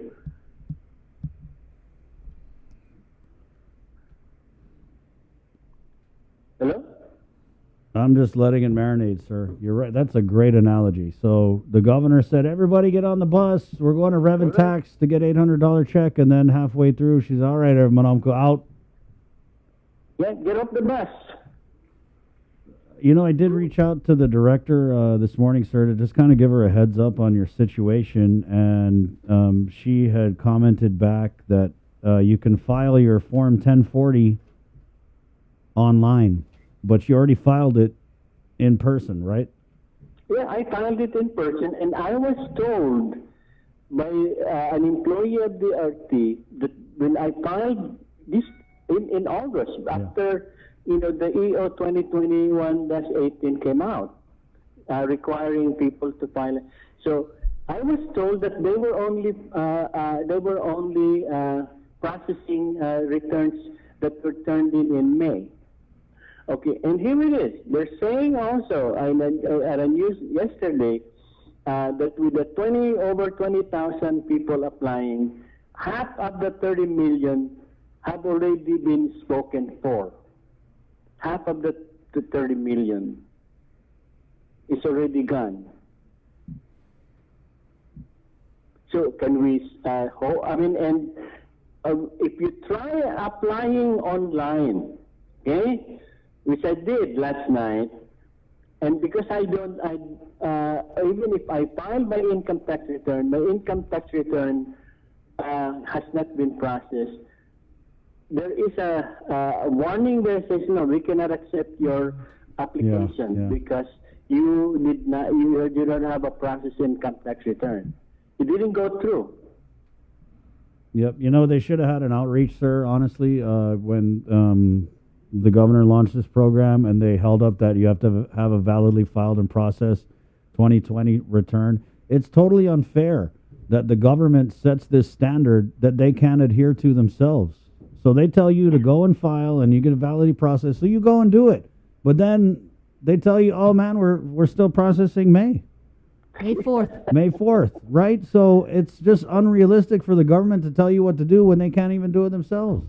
And then you got to go file online. Well, if you file online, then supposedly it's automatically processed, right? And if that's the case, in order to include those most vulnerable, those who have had the biggest economic impact, negative, during this pandemic, they should have had an outreach.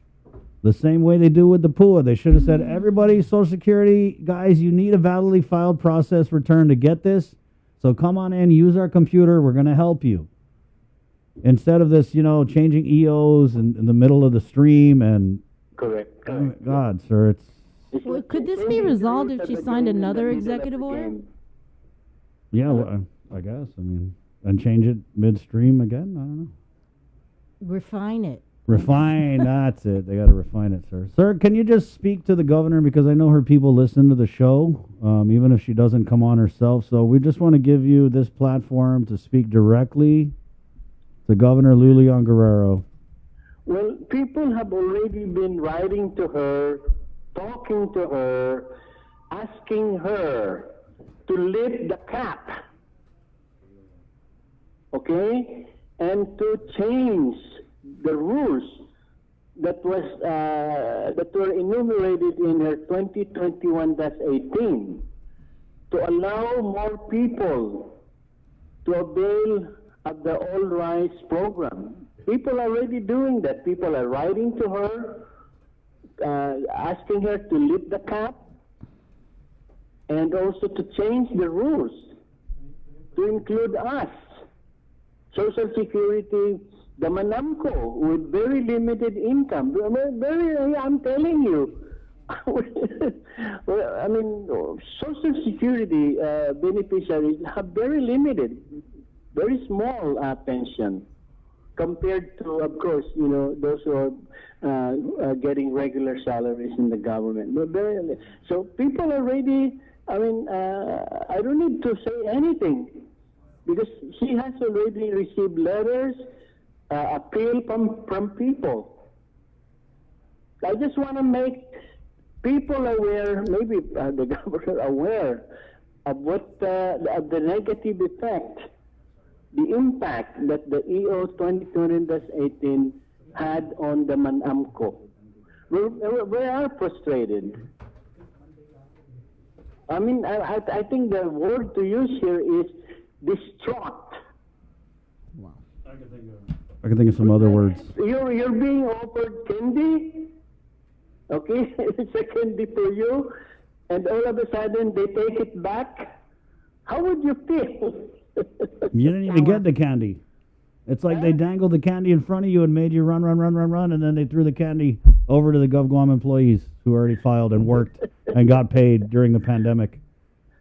Yeah, well, we're feeling really distraught. Yeah. This is a pretty serious matter to us.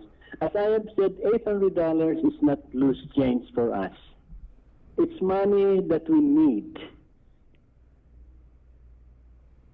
That's why we were feeling really neglected, abandoned,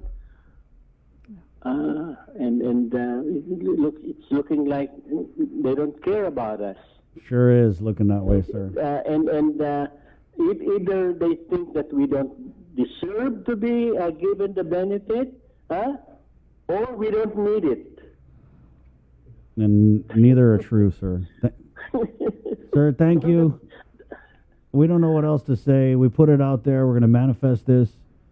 Again, like the director said, you can file online, but you filed in person because you should live in a society where if you go and file it, if the government says, hey, you got to do this, you got to jump through this hoop to get this money that you need, if you jump through that hoop, you should be good. You shouldn't have to be like, wait, I jumped through the hoop. Oh. I just hope that people who are listening to your program put pressure on the governor. I just hope that will happen after, what they learned in terms of the negative effect that, her EO had on especially the Manamco and the poor people. I would say the poor people with very little income who were deleted from the program, removed from the program. And for what reason, nobody, I don't know. Well, thank you, sir. Okay, Yeah, thank you sir, very much sorry. again for the opportunity Sorry. to share my concern. Thank you thank and you. good morning. Thank you, sir. Okay, bye. Sorry. Well, we need Yeah. to post this interview, I think, on our social media platforms, and everybody share it. Yeah. Tag the governor. It's really, and this is what happens. Maybe I'll post it at 9 o'clock at night. I hear that's a popular thing to do. Say that again, Jay. Maybe I'll post it at 9 o'clock tonight. I heard you reach a lot of people that way. Oh boy, you just got wrecked by Jason Solis, and this guy don't wreck nobody. He's like, okay. That is so sad, though. I've had it. It is, man, and it's again, this is the governor's doing. You made it a first come, first serve, and clearly, gentlemen like that, Social Security recipients. When you talk about the most vulnerable, yeah, we're talking about children and the elderly. Remember the one guy you interviewed? He was disabled, and then he was turned. He waited that night right in his car and just couldn't take it anymore, so he waited in line. Yeah. And The Navy vet. yeah, and then remember when he came back out? Yeah. And he told you like how he's not a beggar. Yeah. Right. Yep. That just. Yep. This governor has made our people feel like they have to beg because she held that money. She's still holding that $600 million, sitting on it. And our people feel like they have to beg for money that is designed. This money is supposed to help you. It's not supposed to sit in the bank. It's not supposed to sit in the bank. It's supposed to provide assistance, right? And not like assistance where, oh, you can only get assistance if you apply on a Tuesday night when there's an eclipse during the blood moon and low tide. That's not how it's supposed to be. It's supposed to be accessible. It's supposed to be easy. It's supposed to be inclusive. And to announce that Social Security recipients are good, and then to 180 that weeks from the opening of the application process and expect these elderly people to freaking go line up and file and then get told that, oh, you're not even processed, man, because we're still in May. Or to expect them to get all their stuff together in a few weeks and file online when they normally don't even have to file.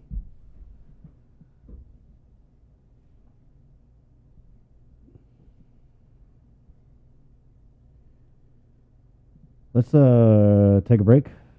Shall we? Take a break. Yeah. You need a break. Okay. You need some sausage. Sorry.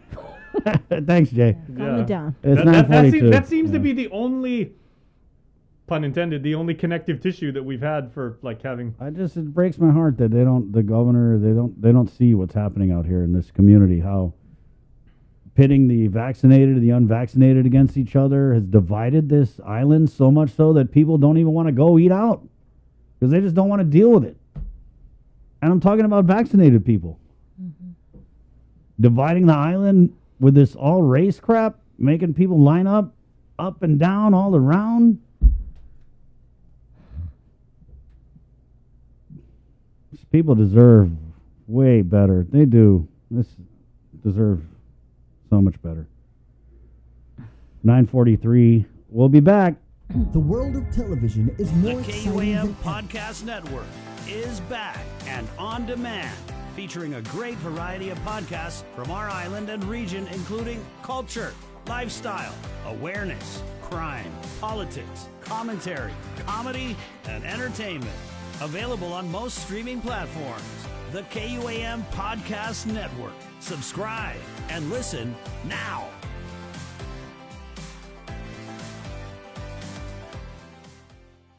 See what's on TV tonight with schedules, network news and notes, local promotions and giveaways on KUAM Communications social media pages. Like and follow us on Facebook or Instagram now for all the latest and never miss out. Get yourself all caught up with the week's games, scores, and highlights with the KUAM Sports Weekend Roundup on KUAM News Weekend Edition. It's all inclusive, all the fun and all the action wrapped up in the perfect presentation. Relive the moments on the KUAM Sports Weekend Roundup, brought to you by Gatorade. Greatness starts with G.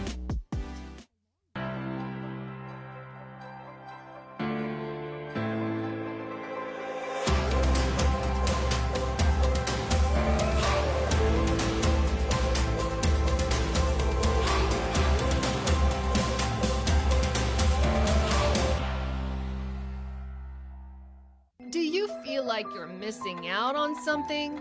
Make life more rewarding with Pacific Points. Earn and redeem points for bill rebates and free load at IT&E, discounts on fuel at Shell, vouchers at Foodies, and United Mileage Plus miles.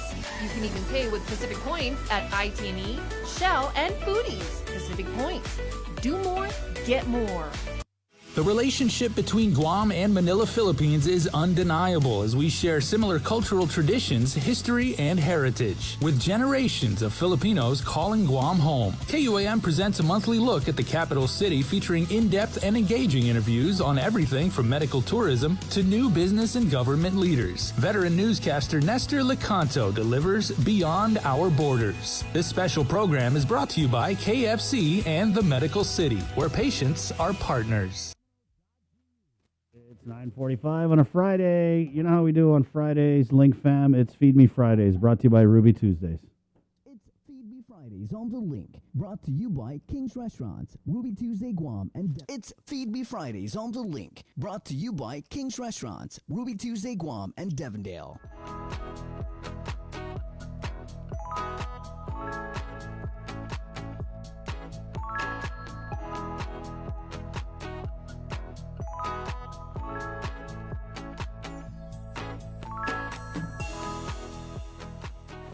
Off day, everybody. Welcome to another episode of Feed Me Fridays. Yep, here at Ruby Tuesday. Hey, remember, Friday's my favorite day of the week, but Tuesday's here at Ruby Tuesday. Not too shabby. They got all-day happy hour, and then they also do the 2-for-1 entrees. It's $25.99. We're gonna chow down on this. What is it called? I'm Good having, for GU and RT special right, lunch menu. Yeah, it's a limited menu here at Ruby Tuesdays, and so what we're trying is I'm trying the Excalibur burger. Obviously, it's got an egg in it, hence Excalibur. Right. So I'm excited about trying that out. It's got American cheese in it, andouille. Andouille sausage, Andouille sausage, which is in New Orleans for all of our Hurricane Ida family down in Louisiana. And it's got a over easy egg and Denancy mayo. Right on. I've got the CBF, which is well, CBF, there's bacon, cheese, It's French. cheese, bacon, and French fries with ranch dressing. And I ordered it with onion rings. We've got the honey mustard sauce. I also have, man, you guys, this is a secret hack. A lot of people don't know that Ruby Tuesdays, they have this pepperoncini aioli that they serve with the calamari, but I got it from onion rings. This is really good, guys. And secret menu. I'm just having ranch with my onion rings. I've actually never tried my onion rings with ranch before. Yeah, Live a little. Hey, it's a pandemic. You know, I know. Go for it. Go I for do it. need to live a little. So let's try this out. Let's okay? go. This is pretty big, actually.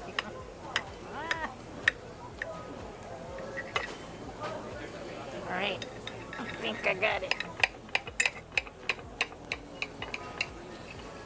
sure if I'm gonna be able to fit this all in my mouth, but I'm gonna try. Try it out. Ooh, it's nice and juicy too. Oh, nice pickle. Mm-hmm.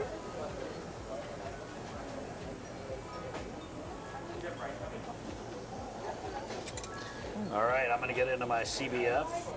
Cheese, bacon, French fries. As expected, it is delicious. It's juicy. I can taste a little bit of the spice from the Genancy mayo.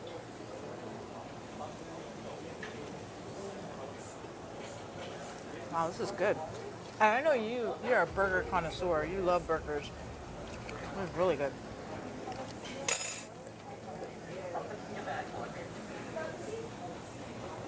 Wow, he's speechless.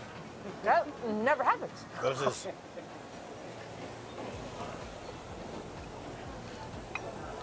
wow. Use your words, Christopher. Mm.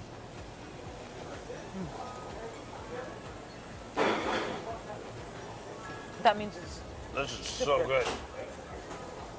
And again, he's having the BCF ranch burger. That's the Yep. American cheese, the bacon, and the French fries. Yep.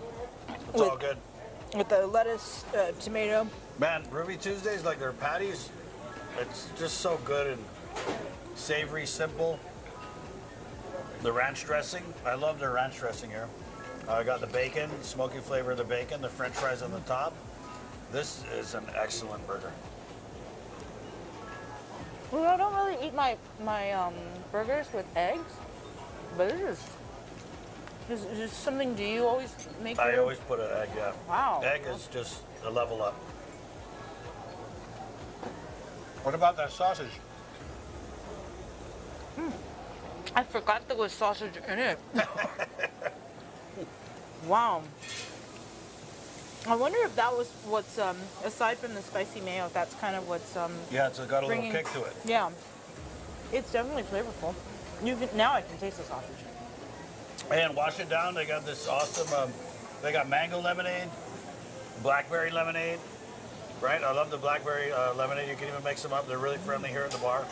Don't forget happy hour Tuesdays all day here at Ruby Tuesday. And again, the eggs caliber burger and the BCF ranch burger is part of the Good for GU at RT. It's a special limited edition lunch menu. Other items on the menu include the Super Shareables, which is a wing trio. You get 12 pieces of chicken wings tossed in a sauce sampler, buffalo, hickory barbecue, and honey sriracha. They have shrimp and spinach quesadilla. Did we try that the last time we were here? Yeah, it's good. Might have. They also have extra special entrees, and I know we tried this and we featured it a couple weeks back. It was the beef tenectec bowl. There's the prime moco and the Cajun jambalaya pasta. Ooh. Or you can go for the vegan options, all vegetables. They have the endless fresh You can go for garden the pot. vegan options. I need to go for the vegan options. Hey, and, thank you for everybody who voted on our Instagram poll at KUAM News Instagram. Of course, the CBF was the winner, and for good reason. This is absolutely delicious. And this Excalibur, not too bad either. They're actually all winners. It's Right, so good. right. So thank you, Ruby Tuesday, for another Feed Me Fridays. For Sabrina, my name's Chris. Link fam, we out. Stay safe. It's Feed Me Fridays on The Link. That time of the week where we get you ready for this week's One Micronesia podcast. You know Victorious Falan, he's one of the big stars here at KUM, and he scours all throughout Micronesia to find really interesting stories, and he's found a great one today. He has found a woman of Pohnpeian descent, and she's a storyteller and an activist, and she shares her story with Vic about how she uses her thoughts and her words to bring change throughout the region. The One Micronesia Update is presented by Taco Bell and Docomo Pacific. Better together. Caroline, her origin story, how she fell in love with Pohnpei and her roots. And this is where things get interesting because she took all of that and she studied, she graduated, and then she went on to do things, do amazing things for the community, especially for KOFA youth. So, Caroline, tell us more about what you do. So in 2017, I started to go back into community work while I was still studying at UH Manoa. And the first youth program that I actually started working with, or that I was actually a fellow in, was KVIBE, the Kalihi Valley Instructional Bike Exchange. And in this transformative space that is in Kalihi, we do what's called popular education, with emphasis on place-based identity and liberation pedagogy, using stories and experiences to reconnect youth both to their identities as immigrants, but also to their identities as people who now call Hawaii and Kalihi home. And so through that work, I've been able to witness the social biographies of so many great young Micronesians. Social biography in this program is what we define as the social context of my life and my life as a transformer of the social context. So understanding who you are, where you are, socioeconomic status, all of these different ranges and multiplicities of identities, and then rooting that to place, with a huge emphasis on cultural identity. And then from there, now now in the work that I do, with youth and with women and in my writing, I incorporate a lot of the things that were developed in that program. And I still work with that program when I can. Obviously, I love the program so much. Now I work as a grant writer for KKV, and I'm back here. So let's talk about little programs that you guys have, maybe one or two. A lot of the programming that happens at KKV, whether it's in our youth services, medical, or any of the other programs we have, we always start off with an aloha circle or a culture circle. And in these circles, it's basically just a check-in to always root ourselves right before we go about our days or our programming. And we always bring 3 names: name, home, ancestor. So when I had started off in this program, a lot of the times, my being one of the first college students to be a part of this program, and then to be a Micronesian woman also in this program, it was really interesting to begin to dive into the privileges I had compared to these kids who have grown up in Kalihi. And I had no hesitation always naming Pointe as home, right? I will tell everyone that home for me is the beautiful island of Pointe in the Federated States of Micronesia. But that's because at this point, I've known Pointe. For a lot of these youth, whenever they name home, it's usually Kalihi. And so there was this one event that I had invited some of my UH friends to, and it was a movie night. And we did our circle. And that night, my mentor decided to start the circle with us, the college students. And my friends are from Chuk, Palau, all of these different regions in Micronesia. And so as the circle began, it was a lot of Kasalelia, home for me is Pointe, or Ali, home for me is Palau. And for the first time in the months that I had been with the program, when it got to the young boys, I heard them actually name parts of Micronesia as home, whether that was home for me is Chuk or a specific part of Chuk, home for me is Palau, the likes. And that was so transformative for me, because in that moment, like, I saw firsthand that if they saw representation and they felt and they heard people proudly name home as places in Micronesia, then they didn't hesitate to do that as well. So amazing job to you and to the organization for keeping up with the youth and really giving them back their identity. And I think for the longest time, I think that's what Hawaii has been missing, is COFA citizens denying their identity just so they can fit in and not get scrutinized or hated. And I think what you guys are doing is giving back that identity to the youth. Say, hey, it's okay to be from Chuk. It's okay to be from Yap. And you guys, like I said, are this generation are moving this generation towards a new beginning. And I think that is what we need.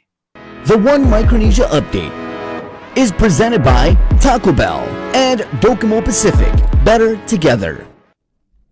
Great job, Vic. You can watch the One Micronesia podcast tonight at 6:30 on KUAM TV 8, and then we'll be uploading it on our Facebook page. No, not at 9 o'clock, but what time tomorrow? Tomorrow, 10 a.m. Well, There 10 you a.m. go. in the morning so everyone can see it? Yep. Wow, that's cool. So it reaches the broadest audience possible. It's the new Saturday morning cartoons. Okay.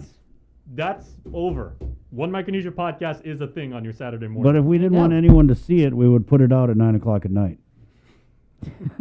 That's called the out-of-loop engagement plan. Right? Hey, you know this thing, everyone's going to talk mad smack about this, so put it out in the middle of the night. Right on. Guys, it's 10 o'clock. KUAM TV. Thank you guys so much. Just please stay home, get some takeout, spend some quality time with your household. Play board games. Watch a movie together. Yeah, watch a movie. There's a lot of great movies out. If you want a tip, thank you for that. Ken St. Nicholas and I just did a podcast on what is now out because it's September. So we'll tell you what's on Amazon, Netflix, Hulu, HBO Max, all the streaming services. We even talk about Shudder, the subscription service that is all scary movies. All scary movies. You guys want to see what's going on? Yep, Check Bree's that out. favorite. Yeah, that'll keep you busy for a few days, and you've got 3. I want to go on your podcast about the movies. I watch a lot of movies. I watch a lot of half movies. What is a half movie? You put it on when you're tired, then And you you like crash out. crash out, and so there's like about 8,000 movies. I don't know how they ended. But. Oh, by the way, in A Few Good Men, they're guilty. Oh, darn it. Okay. So, guys, KUAM TV, again, please be safe. The numbers are not coming down. Public Health has basically said, God, we don't know how to contact trace. It's everywhere. Go get tested. Go get tested. Go get tested. Also, don't forget, you still can apply for the All Rise program if you want to, or if you can. Yeah, really unfortunate. And and just talking with Daphne, go file online, all right? Because apparently, whether or not the cap is met, there's some kind of thinking in the governor's head that if we go over the cap, she's going to somehow find the money. Like, that's hard to do when you're sitting on 600 mil.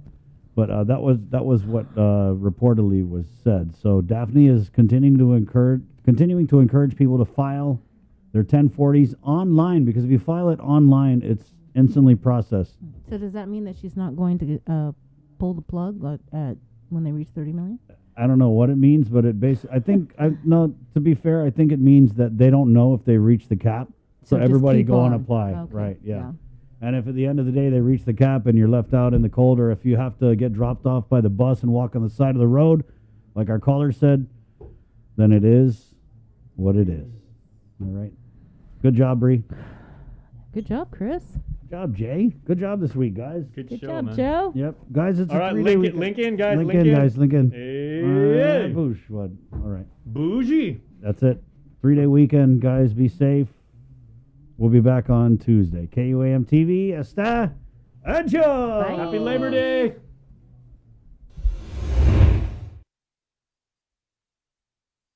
And we're back. Burger King. Whopper Wednesday. You go there. You order a Whopper. I love the Whopper. Say it, guys. Love, love, love. Not just like that. Love the Whopper. Or you, hey, okay. all throughout high school. Do that again. Can you? Is there a camera? One more on him? time. One Do more that time. again. One more time. Do it Wait, again. Do you want the Do the dorky thing one or where the, you're se- like the back. you want the dorky one or the sexy one? Is there? Oh no, I okay, want to see good. sexy. Yeah. Yeah, I want Okay, to I was see like- sexy. I was never debonair, nor Let's see suave, sexy. nor cool, right? Wait, wait. Which one are you doing? Do This is the sexy. sexy. Well, okay, 'Cause wait, you got wait, I gotta wait for Bree to set up her Jay, camera. 'cause yeah, this is hold on. apparently going on Instagram. I just want to say, Jay, there's a lot of females out there who Ladies. love looking at you. So here we go. And this is about to destroy that notion or other. So you pull up in the drive-through, roll your window down, or if you got the electronic one, and said, "Half a day, good afternoon. I love the Whopper." And I'll take 2 of those, please. 1 for free. Thank you. Then you drive up and you Someone's keep getting rolling, pregnant. rolling. Yeah. And just like it's all my credibility completely out Just the when window. I thought it was sexy. Okay. You got mad No, game. that was that. Whatever sexy was, and I don't know. That was the complete opposite of that. You're still rolling? That was cute. That was cute. That Cute, was Jay. not Good cute. job, man. Yeah. Way to go. That's That was Jason not cute. Solis. That was not cute. That was blackmail. So it is brought to you by Burger King in Docomo Pacific. I'm going viral for all the wrong reasons. It's Cover Me, guys. Be safe. Wash your hands. Stay home. We'll see you guys in 72 hours, and we want to see you guys. God bless you and God bless Guam.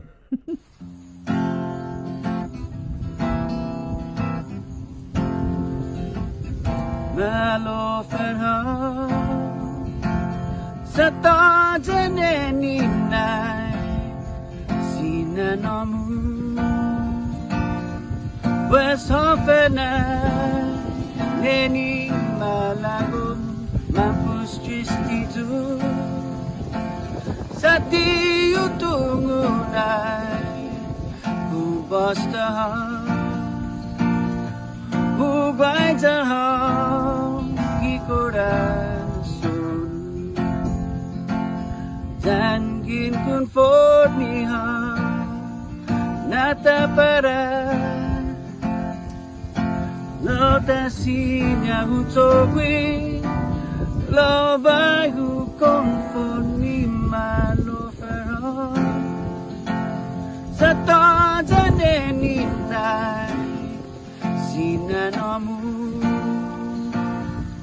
Hubai jaha corazón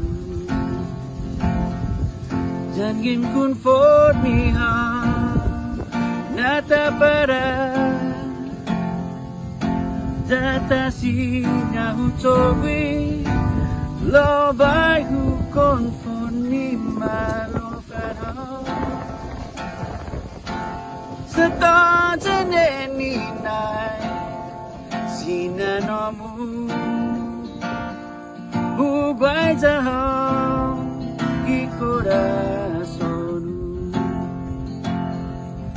Huwag jahang di corazón Huwag jahang